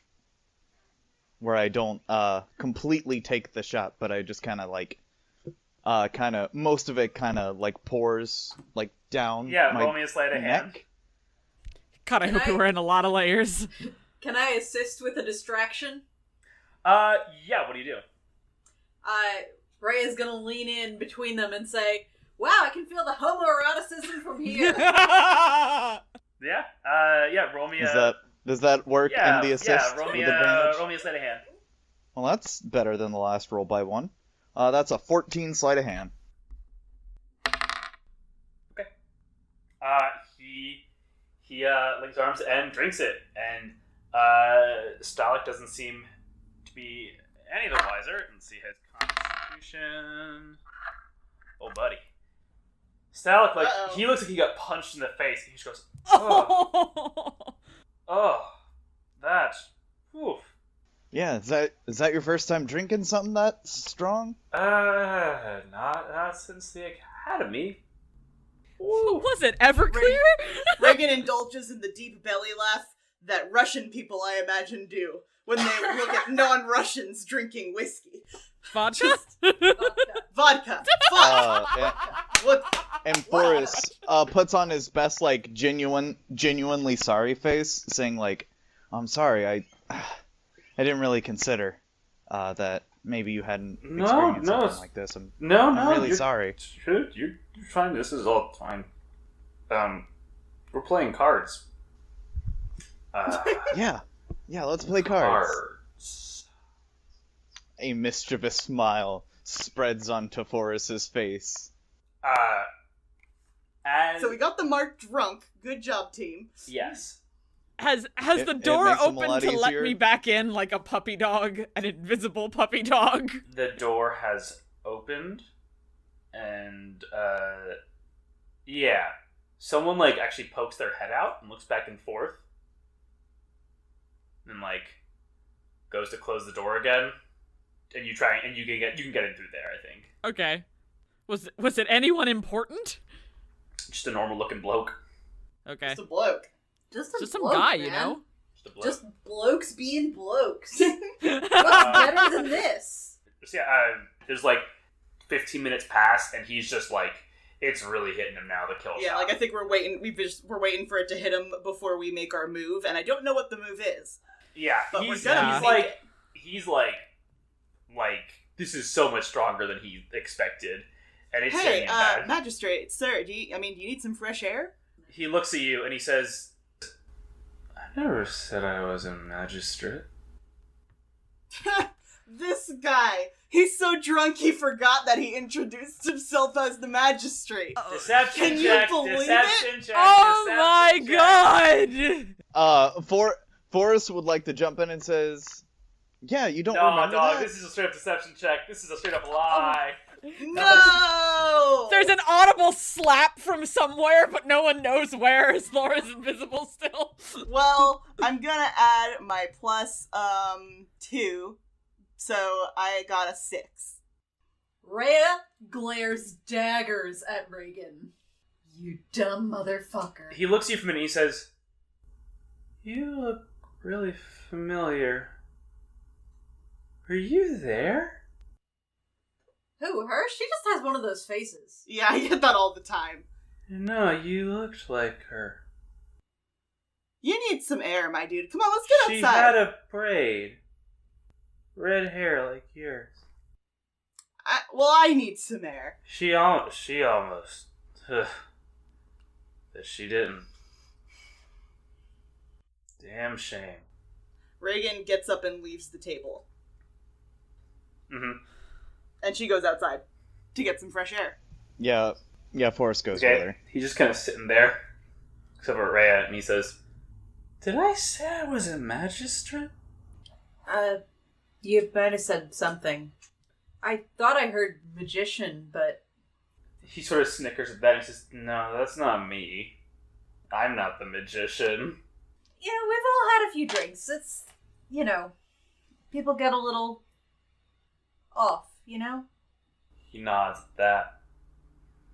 Kind of like slumps a bit forward. You alright, man? No, I'm not. I need to get back to my room. You need some help getting there? Roll me a persuasion check, Rhea. I'll say with advantage, he's super drunk. And she's so smooth. Forrest got him right and properly liquored up. It's 16. Laura sends a quick message to Rhea saying, you've got backup, I'm right here. Okay, Rhea sends messages back. Just keep eyes on us. I should be fine. Just gonna follow at a safe distance, but still invisible. Okay. So Rhea, you offer shoulder and you help him out. Which Heck way are yeah. you going? Like which doorway? Like out the front, out the back, out the side alley? What are you doing? You know what? Let's go side alley. Does message have to have line of sight? I'm sorry. No, that's just 120 feet. You have to know Okay. where they are. So I'm just gonna send Reagan a quick message. We're leaving with the guy. Great. Fantastic. Where do I meet you? I'll keep you updated. I mean, you just watched her walk out the side door. Yeah, side door. Side door. Great. Love abducting rich people in alleys. As you step out into like, you know, kind of the cool spring night, Stalin kind of like stumbles a bit. Rhea, and he sort of like bumps into a wall, and he just goes, "I think I'm just gonna sit here for a while. I think I'm just gonna sit. I'm just gonna sit. I'm just gonna sit." Yeah, you sit. You sit right there, buddy. How old is this guy? Like mid to late 20s, like very young. Forrest says to Reagan, as I assume we're just kind of like watching. Y'all are kind of like counter moving because there's like a moment where Rhea is alone with him. Yeah, can I try and do it like, you know, all sneaky like? Like with stealth. Yeah, like Like not roll a stealth be seen. check. Yeah, Yeah. Where's roll stealth. Kinsey Yeah. in all of this? Kinsey's around. that's 15 stealth. Yeah. You're trying to like move over and like sort of get within line of sight. And I send a message to Reagan saying like, best plan right now, we knock him out and pretend he's passed out drunk. Yeah. Can I send a message to Darmio? Yeah. I like to imagine he's been sitting there just playing solitaire. Yeah. I Very completely angrily. forgot about Just, like, Darmio. I'm sorry. Just waiting. Oh no, he's just been doing Darmio things, staring angrily at everything.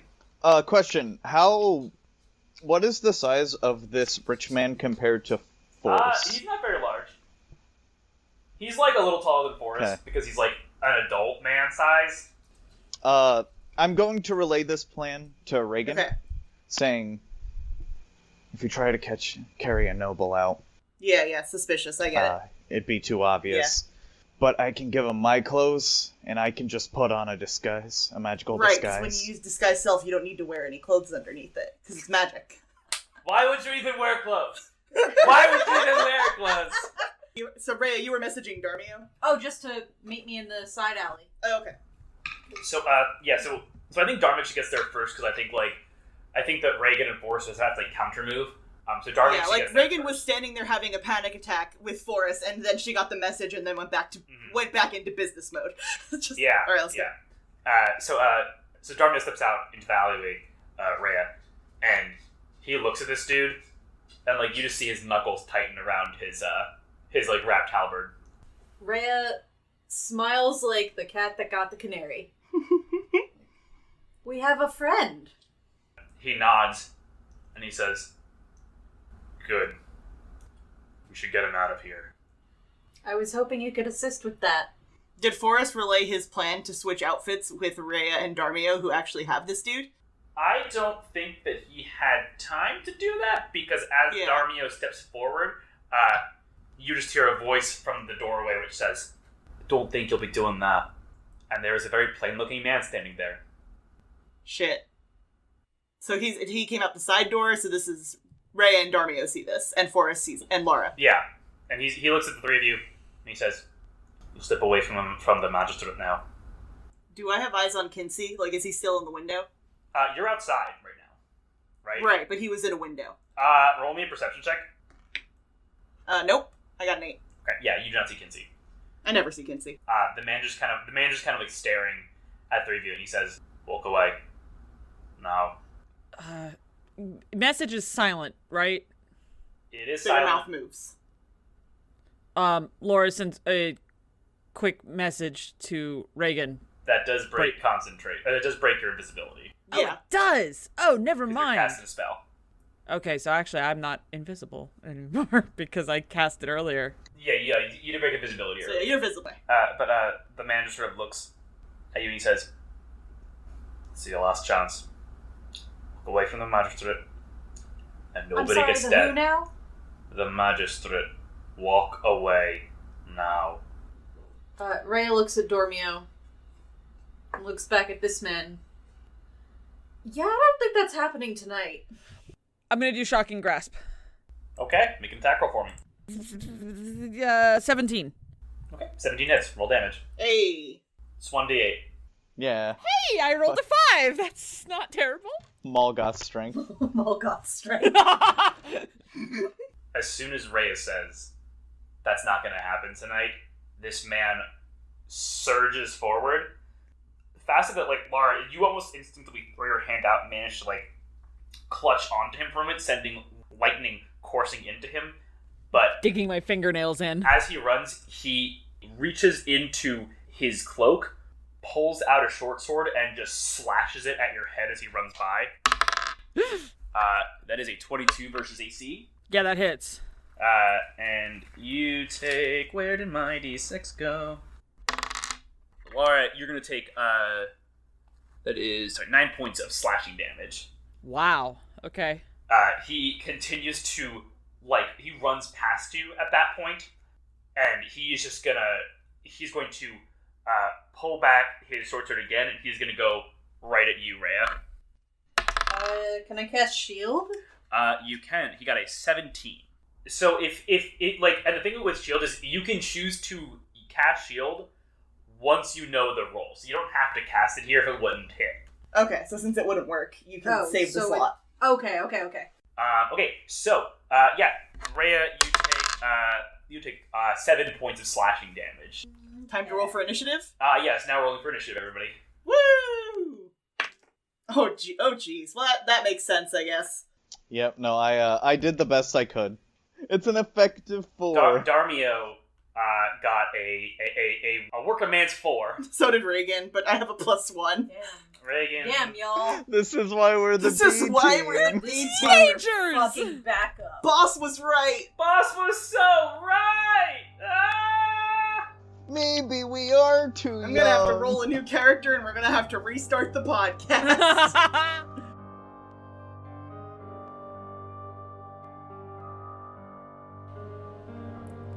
Hey friends, thank you so much for coming to this week's special episode of Masks and Martyrs in honor of Reagan Kayam's birthday, which is August 16th, which my wife decided. There are no months in Hintilla, but that's definitely when her birthday is. Anyway, this is your producer Diana. I have some housekeeping, some plugs to take care of. First of all, we should be back in the full swing of the regular podcast a week from Wednesday. So as of this airing, that will be us coming back on August 28th at the latest. We may be able to sneak in on the 21st, but we're aiming for the 28th right now. And that will be with the next episode of Heels and Heroes. And then the plan after that is to go weekly to make up for ghosting on you guys, and also because we're back to our original audio at that point. So thank you for accepting this gift to hold you over in the meantime. We thought it would be fun to explore a little bit more of Reagan's backstory. We may do more episodes like this in the future, depending on how you guys like it, and whether or not we can find places for them. And characters that would work with it. Reagan's old squad was kind of obscure and weird, so we were able to kind of play with this space a little bit. But we hope you really enjoyed it.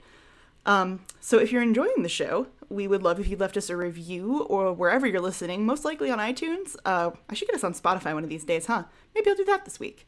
We really appreciate you being here and discovering the world with us, and we really hope you're enjoying it. If you would like to talk to us about it, we have a Twitter and an Instagram, both at Masks and Martyrs. We also use that at a hashtag if you want to use that to tweet at us.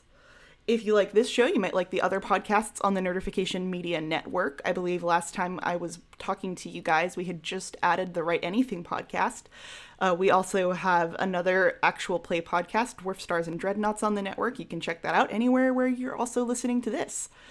This week, we are also sponsored by Lambda Chops. Lambda Chops is a North Carolina artist and mother of 3 who creates cosplays, art, and music with her family. And her mission is to encourage anyone at any level to practice their art every day. You can go say hello to her at Lambda Chops on Instagram. Last but not least are our music credits. Our intro is Threads of Fate by Thomas Hart and Diana Paparozzi. Our mid-roll is Kevin MacLeod's Dreamlike. And our ending theme is Merry Meet Meg by Hopper and the Books on Tape. This episode, we also have a piece of music coming in the next bit called For Queen and Country, which will be available to our patrons on Patreon for free. That's all I have for you guys this week. We hope to see you back the week after this for the next part of Heels and Heroes, and for when we go weekly. So thank you all for your patience with us, and we look forward to making more content with you soon. Thanks for stopping by. Forrest, beautiful, dumb Forrest. Beautiful, innocent, beautiful. Beautiful idiot savant Forrest. Oh jeez. Oh jeez. So the bad boy got a natural 20. Yay! No, why is he a better Let's all rogue than me? die. If He's he's not a rogue. Oh Jesus Christ. So the bad boy, with all of his bad boy powers, he is going to turn and swing at Darmio, and he gets a natural 20. Yay! And Darmio takes 12 points of slashing damage as he just catches him from clavicle up along the throat, and it is just this garish wound. As he then, with his second attack, is also going to go at Darmio, the big scary dude. Hell's bells! This guy's getting some crazy rolls. I got a natural 19 on that one. Darmy, no! Yeah, Darmio has now taken 18 points of slashing damage. Yikes! Darmio's a barbarian? Yeah, but he's not raging yet. Right. He is then going to turn towards you, Rhea, since you are the one closest to the boy, to the child, known as Child? He's just a little dude, just a little magistrate dude. He's older than I am. But he is going to point over to you with a finger, and for a moment you feel like something's honing in on you. And then he pulls out a whistle and he blows it. 2 loud, short blasts. And yet he's now right by his boy. Rhea, you're up. As soon as he goes from just bland dude standing there to movement, it's danger. It's danger time. Just immediately every sense that you have is oh, this guy's bad fucking news. Okay, so I'm going to cast Thunder Wave Okay. at him. I think you can angle it. You'll either hit your allies or you'll hit him and the magistrate. That's what I'm aiming for. Alright. Yeah. Let's see this bad boy. He does not make that save. Oh, right. Thunderwave's a save. Right. And the magistrate is unconscious, so he also fails to save, so roll damage. As they are Yay. both shoved backwards by just this boom of thunderous energy. Did they get shoved into the tavern wall? Into the... It's an alley. Into the wall, and they slide along it a bit, 5 feet down as well. I like the idea that this dude, runs up, starts cutting through people, moving quick as can be, and then he pulls out his whistles and blows it twice, and then Rhea's oh, we're gonna be loud then? Thunder Wave. Then let's get Let's loud! get fucking loud. Hell yeah. And then, what's the damage on it? 6 damage. Okay, yes. So 6 damage. Alright. To them. And then... can I use Tempestuous Magics? Ooh, yes. You Ooh. can. Okay. That lets you So fly, Ray's right? going to... Yep. So Ray's gonna Hell knock yeah. them the fuck back, and then fly up 10 feet, fucking bowl them into the side of the building, and then just kind of whoop. Yeah. The way I kind of picture it is you bring back both of your hands, clap them together in front of you. They're pushed back, and you're pushed back as well, but up into the air as well. And then you're just kind of hovering there as just these miniature whirlwinds swirling around your feet. Your hair starting to come up with it as you're traveling closer to billow out around you. As you just essentially enter into oh, we're fucking doing The this Avatar then, state. huh? Yeah. I mean, Andrew, you already said it, but oh, we're gonna be loud? Yeah. Then let's get Yeah. fucking loud. Mm-hmm. But next up is Lara. You are up. Is the bad dude down, or is He's he not down. He's been pushed back. and our target is Well, we were gonna kidnap the magistrate, but now Right. this guy's going to kill us. yeah. So. You So don't we know gotta that he'll kill him you. first and then kidnap the magistrate. He's just a big strong boy. I'm gonna cast web. I have to pull up web. I just closed that tab. So it's a dex save, right? Yes, it's a dex save. Alright. So the good news is the magistrate automatically fails because he's unconscious. Right. The bad news is that the other guy saved. Yes, he did save. He got a natural 14. But he is in difficult terrain. He is in difficult terrain. This is true. Okay, anything else on your turn? Gonna use my movement to get back. Okay, Reagan, you're up now. Cool, so I imagine that Rhea bringing the fucking thunder is enough to get Reagan around the corner, like, oh, there's stuff happening now? Yeah. I'll tell you what, roll me an athletics check real quick to see how fast you'll get around there. Just like, oh shit, it's happening. No. I rolled a 2. Plus 6, so that's an 8. Sure. So we'll say, Reagan, you, like, just managed to round the corner. You're at, like, the mouth of the alley on the other side of them. So, like, you're at the mouth of the alley, and then between you and your allies is the dude and the magistrate. Oh, okay, so they're on my side. Yeah, and there's a bunch of webs. Looks like this is a sticky situation. Hey. Why would you say that? I'd laugh if I weren't trying to be That's stealthy. fair. Okay, so did I use my movement to get Yeah, that here? was your movement to get there with that athletics check. And there's a lot of webs, and actually, I do still have hand axes. Can I chuck one at the one that's awake? Yeah, you can. Cool. You're not gonna kill the magistrate down there while he's, like, bleeding a bit from his ears? The boss said we weren't killing anyone. Yep. But he didn't say anything about this guy. Yeah, who the hell is this guy? I don't know, he's got Some schmuck. Ah, son of a bitch. Doesn't 11 hit him? 11 does not. You throw the hand axe, hurling it out, and just as it's about to hit him, he just, like, he swings back and catches it out of the air. Oh my god. That sounds about right. Okay. Dude's a badass. Let him be a badass, y'all. Come on. Yeah. Okay. I don't think there's anything else I can do, because I only get one attack at this level. So, well, shit. That was it in character, well, shit. And my turn's over. All right. All I got. Next up, it's time for your boy, Darmio is going to enter into a frenzied rage, because he is pissed off. And he's going to attack Darmio brings the heat. Darmio hits. Darmio definitely hits with that roll. That's a natural 17. Hey. Heyo. Hell yeah. Darmio did not come here to fuck around. Oh, Darmio gets max damage.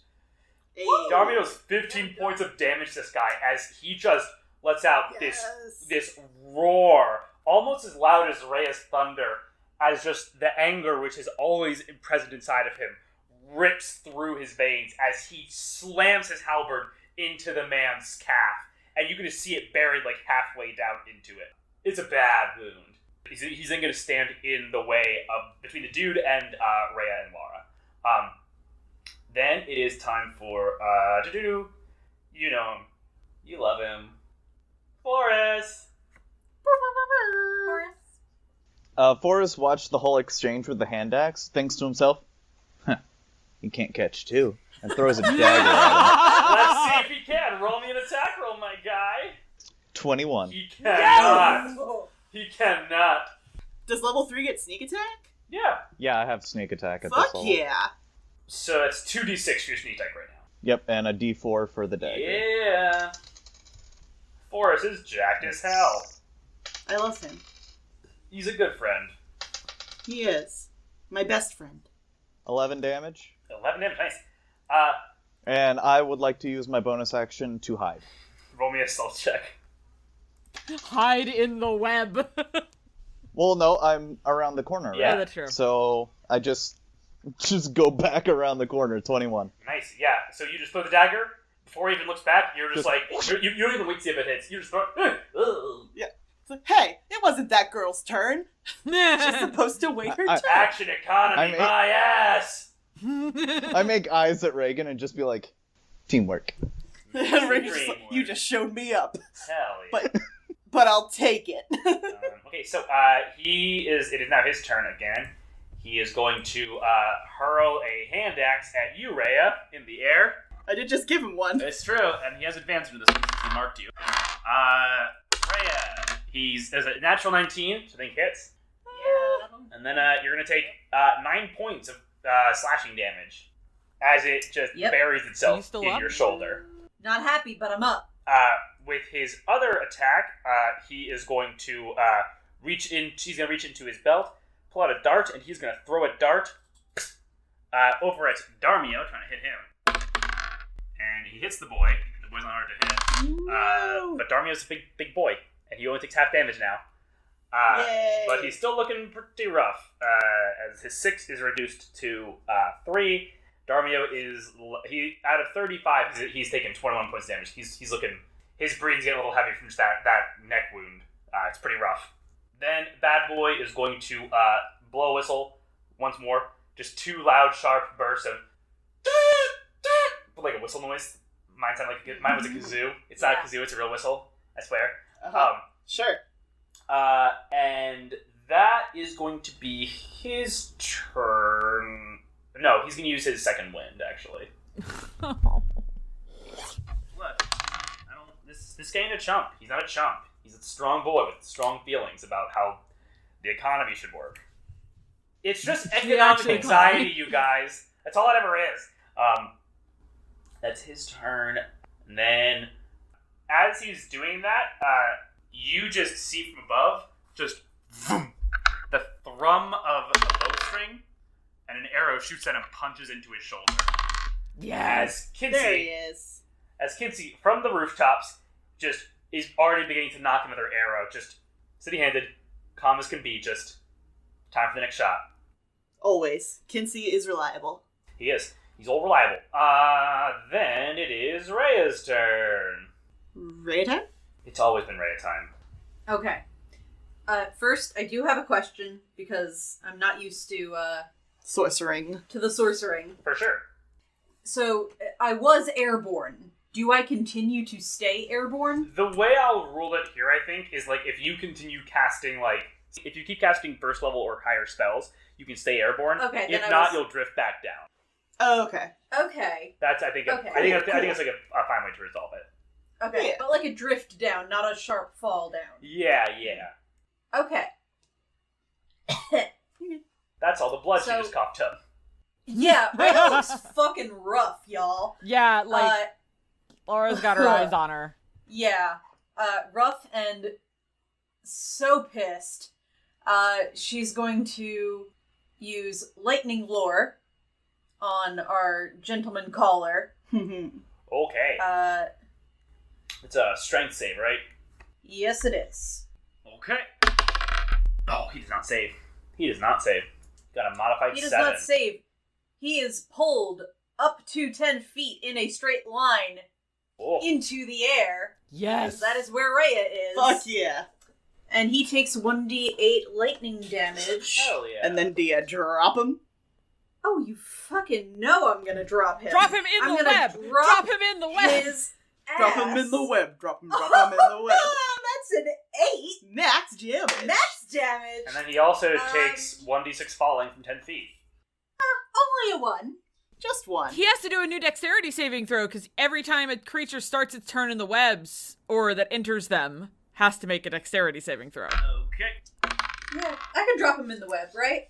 Yes, you can. He got a natural 16, unfortunately, on the web. Ugh. Sorry. So you wrench him up into the air and then drop him down. He, lands. After zapping him with lightning. Yeah, he lands, and you can sort of smell, again, that familiar scent of ozone. Crispy. Alright, next up is Lara. How's the guy looking? Pretty rough.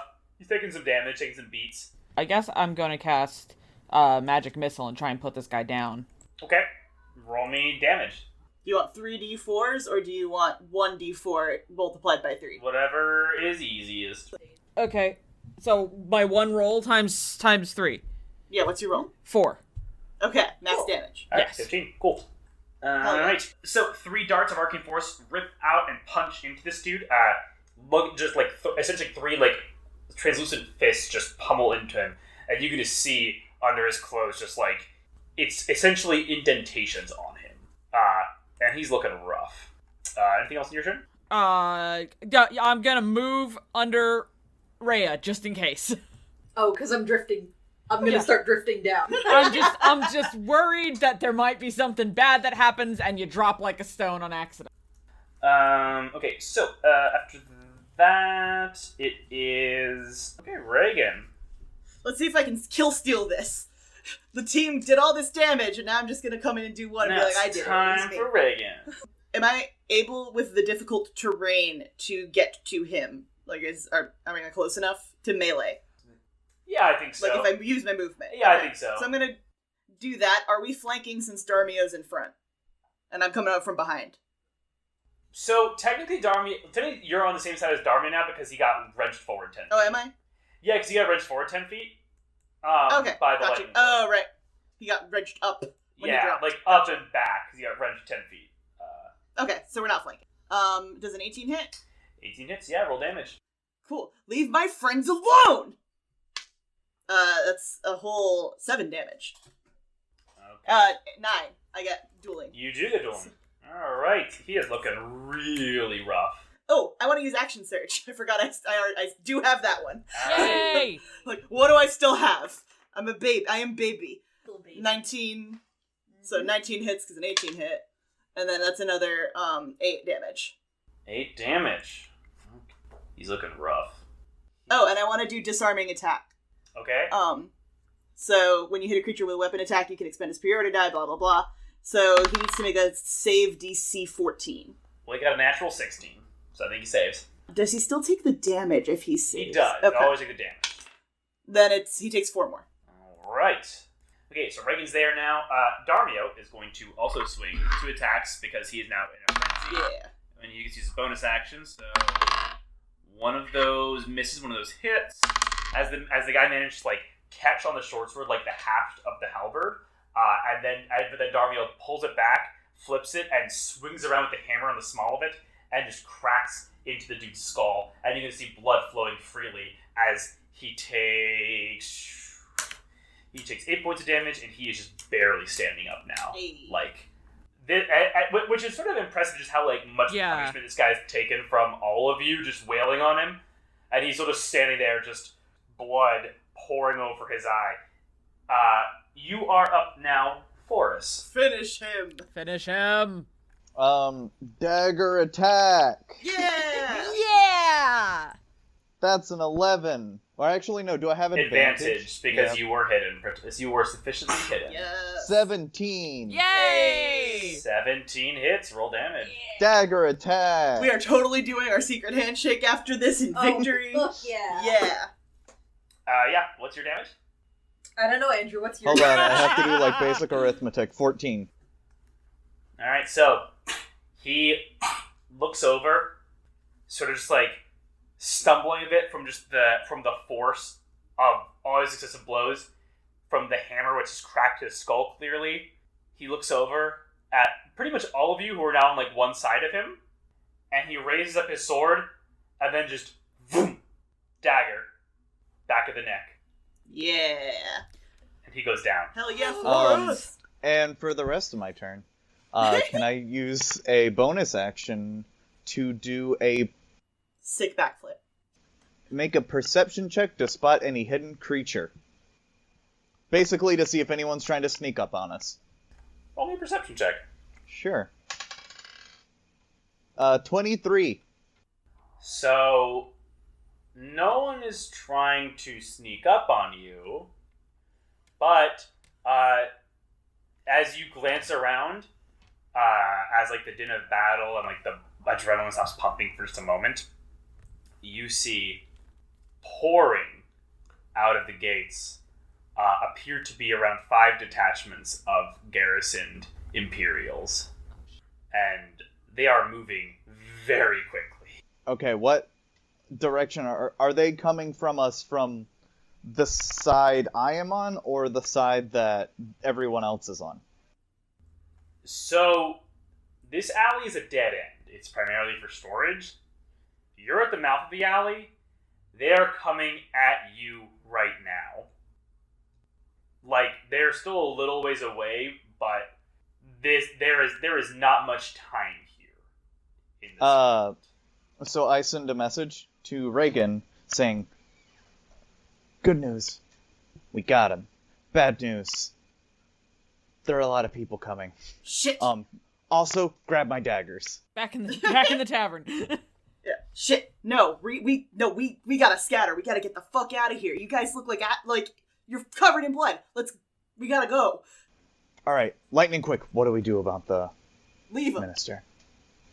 Do we kill him? No, mission failed. We're going. Alright. Long pause there. Forrest wants some more blood. We'll break in different directions. I'll try and break line of sight, disguise myself, send a message, try and meet up with me however you can.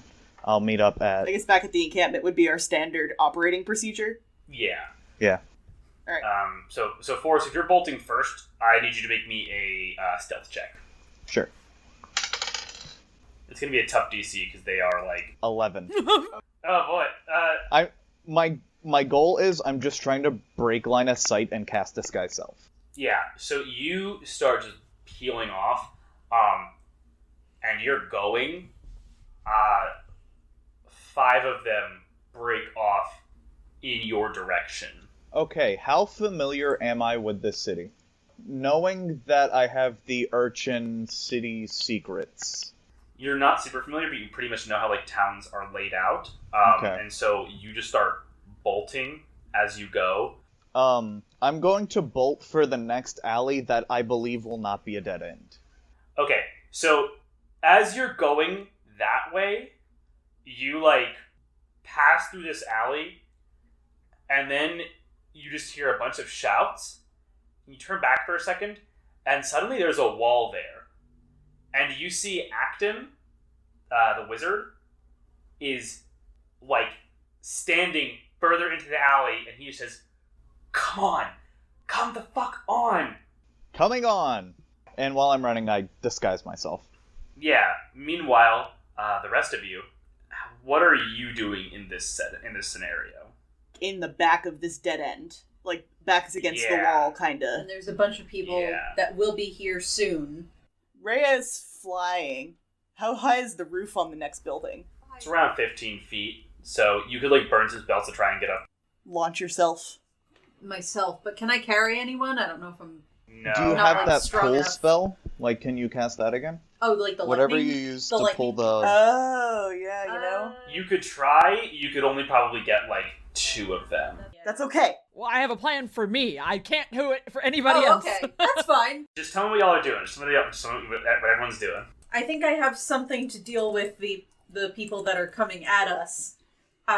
Rhea would want to grab the magistrate, but she can't carry him. Yeah. So Yeah. I can't do anything about that. Mm-hmm. So Rhea's gonna run on up to the mouth of the alleyway. And there are how many people coming? Eyeballing it, at least 30. Cool. Reagan's going with you, by the way. Okay. Rhea says, "You can come with me, but stay the fuck behind me." Okay. And Rhea's going to cast Gust of Wind. Ooh. Ooh. Okay. That is Let's see what that a does. line of strong wind 60 feet long and 10 feet wide. Okay, so you're trying to blast some motherfuckers away. All these motherfuckers out here. Oh, I can help with this. I also have Thunderwave. We can double team this. What say you, DM? Yeah, no, that's fun. So pretty much like as this is happening, you're like holding Thunderwave in case they have too close, but as you give me just a spellcasting check, Ray, to see like how well this affects like 30 people, so I'm not rolling saves for 30 people. Yeah. So just like a d20 plus the spellcasting modifier? Like a spell attack roll kind of thing? Well, just like plus your charisma, I think, is probably for the best here. Okay. 18. Cool. Alright, yeah, so you just bowl over solidly half of these. The rest just start like getting pushed as it's going, but they're like reforming and trying to push through, trying to keep going. As this is happening, the door opens. The side door that we all came through? As the door opens, there is a nondescript man who is standing there, different but still nondescript. And as he sees the situation, his hand just flies towards his belt. There is like a moment where you can see underneath this emblem, which is just visible for a second, and then there is just an arrow which fires into him, sending him stumbling back. As you see, jumping down from the rooftop is Kieran. Fuck yeah. Team Dad.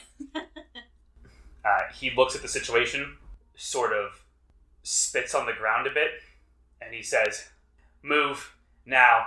And he makes a sign with his hand, and a rope is thrown down, and you see up above on the rooftop is Cho and Raj, who are kind of like each bracing it. Do we have eyes on Kinsey still? Because he was up on the roof. Kinsey is up on the roof. Okay, cool. You get the impression that he's probably still up there. Yeah, I just didn't want to leave Kinsey behind. Yeah, we want to by accident. All right. Darmio looks at these heads in it for a second, and then Kieran just snaps him and he says, "Go now!" And Darmio just sort of, you can see kind of the exhaustion being set in from the blood loss and the exertion, and he starts hauling himself up. Lyra, what are you doing? I'm gonna follow. That's so much better than my plan. Okay. My plan was to disguise myself and act like I got randomly attacked in this alleyway and fall in the webs. Okay. So you start climbing up as well. As you all are moving further into the alleyway, a lot of these soldiers are beginning to sort of get into the mouth of it. There are a few of them who are raising up crossbows, and a few bolts are flying in. But they mostly do harrying shots. They're not actually taking the time to take aim. They're not quite sure what's in there. Did Kieran come up? Kieran is down there with y'all as you're going up. Rhea and Reagan, who's going first? Go. You're injured. Fine. Whatever, Dad. Yeah. Whatever, Reagan. You're not the boss of me. And I can do the 10 feet up thing again. So I think you just kind of almost float up, grab it, just and then haul repel yourself the wave. up. Yeah, and jump up the other 5 feet or whatever Momentum. it is. Yeah. Badass. As you manage to get up there, the nondescript man sort of steps in the doorway quickly, throws out a hand axe, and it buries itself at the top of the wall, and the rope falls limp, leaving Reagan and Kieran there. Can I fire a ray of frost at that guy from the rooftop? Roll me an attack roll. He has pretty good cover right now because he's sort of Yeah, I'm just. I'm ducking in and out. Just taking pot shots to try and scare him back inside, but hopefully I hit. 15 to hit. 15 does not hit. No, it just sort of glances off, impacting on the door frame as ice sort of begins to creep up over it.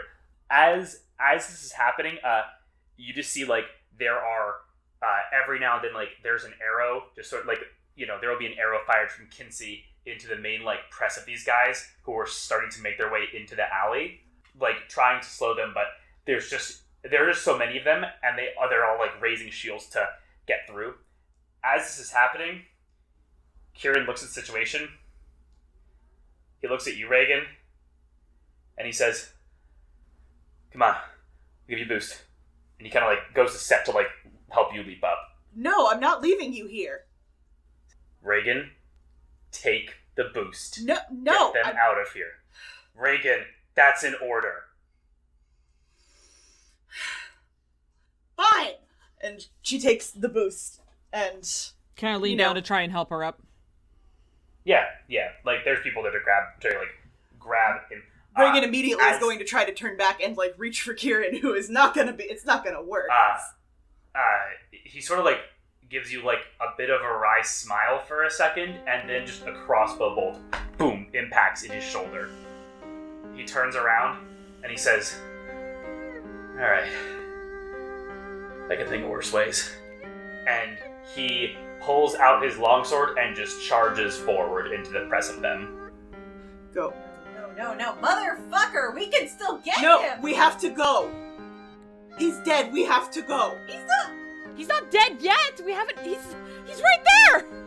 At that, Cho, the dwarven woman, she just sort of she just grabs you each, Laura and Rhea, by your shoulders, and she just says, "We're going now." What about the magistrate? What the fuck do you want us to do? There's 30 of them down there. We have to go now, or we're not gonna have a chance. He's giving us a chance. We have to go. Okay, let's go. Just move. All right, we move. Rhea? How susceptible to attack am I up here? You're pretty out in the open. There's not a lot of cover on the rooftop. And they've shown that they have crossbows and ranged weapons. Rhea, please. How long does it take to levitate someone? Levitation, yeah, so it's 60 feet. It rises vertically up 20 feet, and then it remains suspended for the duration. It's only an action to do that. It would expose you, but you can certainly try. But I don't have any way to move things. Move it towards you. Or move him towards you. Wait, yes I do. Yes, you do. I'm going to cast Levitate on the Magistrate. Okay. So he starts to float up. And then I'm going to use Lightning Lure. So Lightning Lure is an action, so as you cast the spell, someone is going to respond to that. Can I cover her? Can I try and cover her and try and cover Kieran with another, ray of frost? I have magic missile still. I can do another magic missile. I mean, there's 30 of them. I can try and... Like what? So I'll say that you can't do both. You can't, try and use a spell which would attempt to, sort of buy Kieran some cover or buy Rhea some cover. It has to be a choice of one or the other here. I'm going to try and buy Rhea some cover. Okay. Roll me just an attack roll. 13. You fire the Ray of Frost down. I know, that was magic missile. Oh. Yeah, so we'll use 13 just as sort of a general to see how that responds.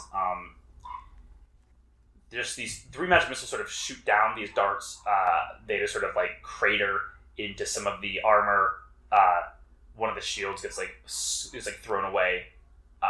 As far as cover goes, it's not as much as you would have liked. And Rhea, as you begin to levitate the magistrate, there is a snarl as you see the nondescript man step out again and hurl another hand axe at you. That is going to be an 18 versus AC. Yep. Alright. You take 6 slashing damage. Okay. I do need to make a concentration saving throw here real quick. Okay. So you have to be at a 10 or higher, which for you... Does she have an advantage because of Warcaster? Yes, she does. Yeah. Sorry. Yeah. Okay, cool. Warcaster's really good. Yeah, it was a 17 raw. 17 raw, so Yeah. So you manage to, even as the hand axe catches you in the left thigh, you just grit your teeth and manage to keep the levitation spell going. Fucking pull through.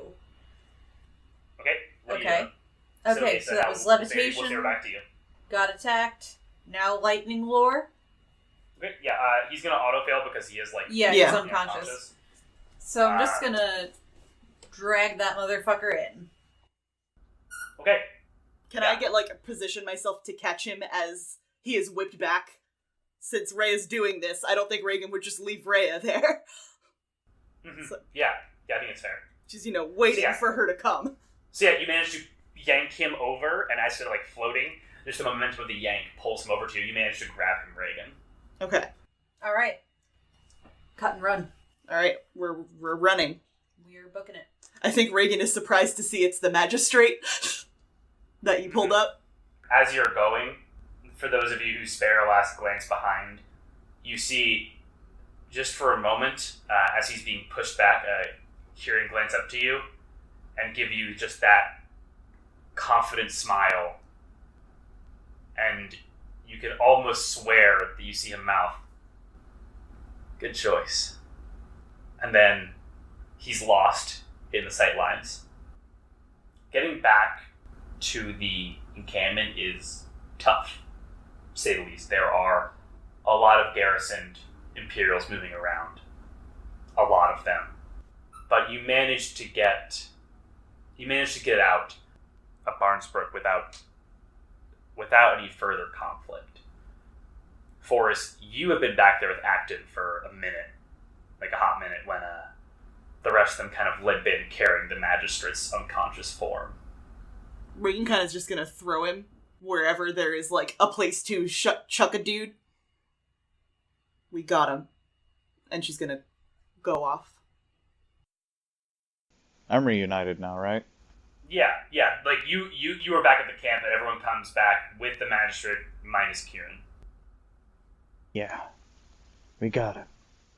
And Forrest just kind of goes off by himself and make sure to make note of where the magistrate's being pulled. Okay. Like wherever they're keeping him. Yeah, for sure. Rhea, Lara? Lara, out of lack of better things to do and anxiety, kind of like goes up to Rhea, like, are you, like, not asking are you okay, but just like checking to see you standing, can I help you? Just silently, doesn't have anything else to do, please give her this. Rhea is barely standing. Yeah, like she tries to help her up, tries to help her over to I don't know if we have a medical tent, but anywhere that's, appropriate to lay the fuck down. Yeah, there's not really like a heavy duty triage unit in the like makeshift campsite, but most of the folks here have some minor experience in battlefield medicine. yeah, I'd offer to Darmio, but I think he's bigger than me. Darmia is just like has just gone to the nearest tree and is just like screaming as he's just slamming his halberd into it over and over again. Rhea, so we have like a medical tent or something? Not really. There's just It's like a medical person. a medical like corner. A medical rebel. I can help bandage your arm. This is where we wash the blood off. Yeah, basically. Yeah, Raj, they like pull up their like wineskin and just start like going to sterilize the wounds and like pull out some needle and thread. Cool. After, like threading the needle. Yeah, Rhea is like barely conscious, but gets a hold of Laura, like grabs her by the arm and says, "Hey." Oh, hi. If I pass out before I get to see anyone, could you just tell them I'm sorry? Yeah, I can do that. You need to rest. You. Yeah, I know I need to rest. Just. But It's okay. We got this right now. We got this. we got This. fuck all. I'm sorry. I You're- couldn't. No. You're alive. We followed orders, and everything is. It's going to be okay. We accomplished the mission. Can you imagine how pissed Kieran would be if I got him instead? Yeah. Yeah, you did really good. And Rhea's gonna just lay back and be in pain. Take an anger nap. Yeah, Laura's just kind of like holding her hand for a bit until she's like super unconscious. Forrest, are you just off by yourself right now? Yeah.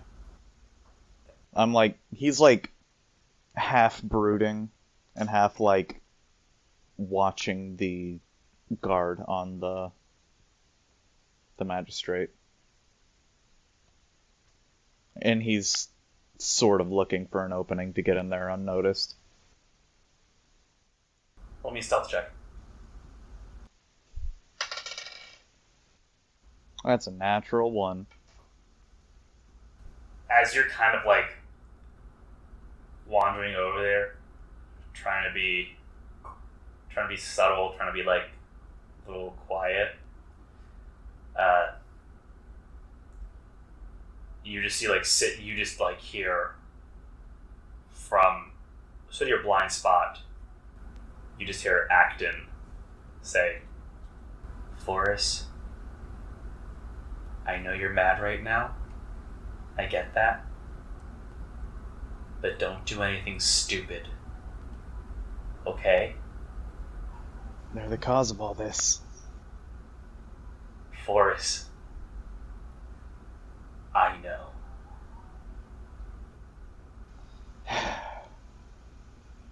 You're right. I know you're right. Just doesn't feel like you're right.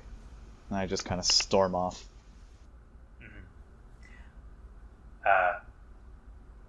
Reagan, you're off on your own right now.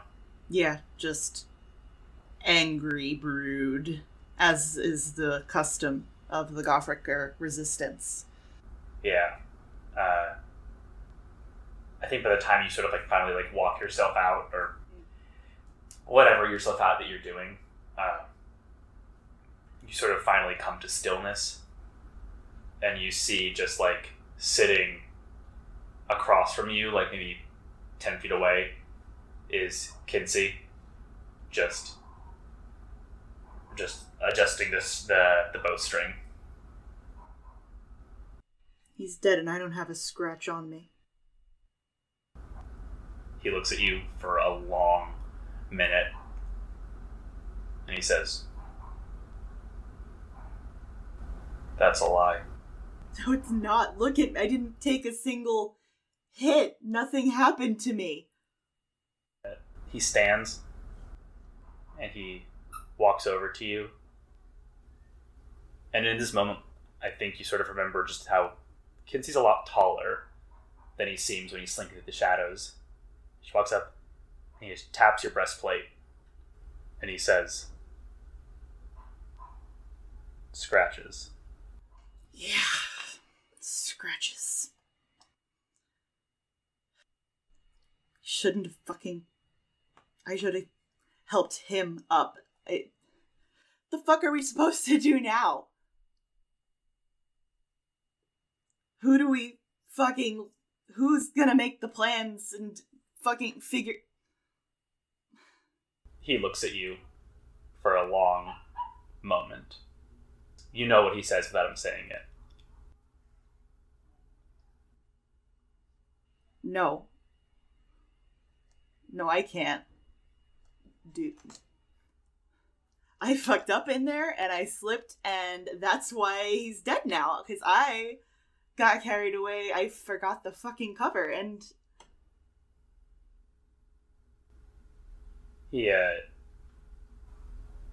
He doesn't say anything. He just puts a hand on your shoulder and hugs you. Reagan just bursts into sobs and is just incoherent at this, The next few weeks they're hard for your group. Getting back into contact with your handler, who gets into contact with Spark.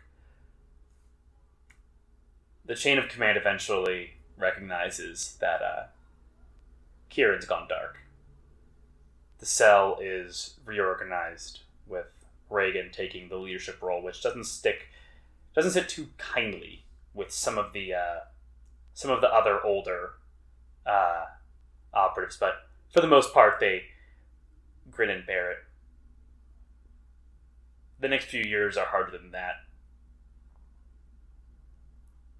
If there's one thing that lessens feelings of rebellion, it's time.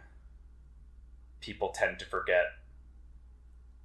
Scars scab over, and there are fewer and fewer people every year who really, really want to join in with the resistance. That's just how it goes, really. It's 6 years after this, almost to the day, that Reagan Kyan walks out of the makeshift camp and heads south to Hintilla. And Reagan, these memories, as they flare back up in you at the sight of the Gothriker colors, there is nothing more bitter than this. The moments when you know you could have done something else. But that's another world.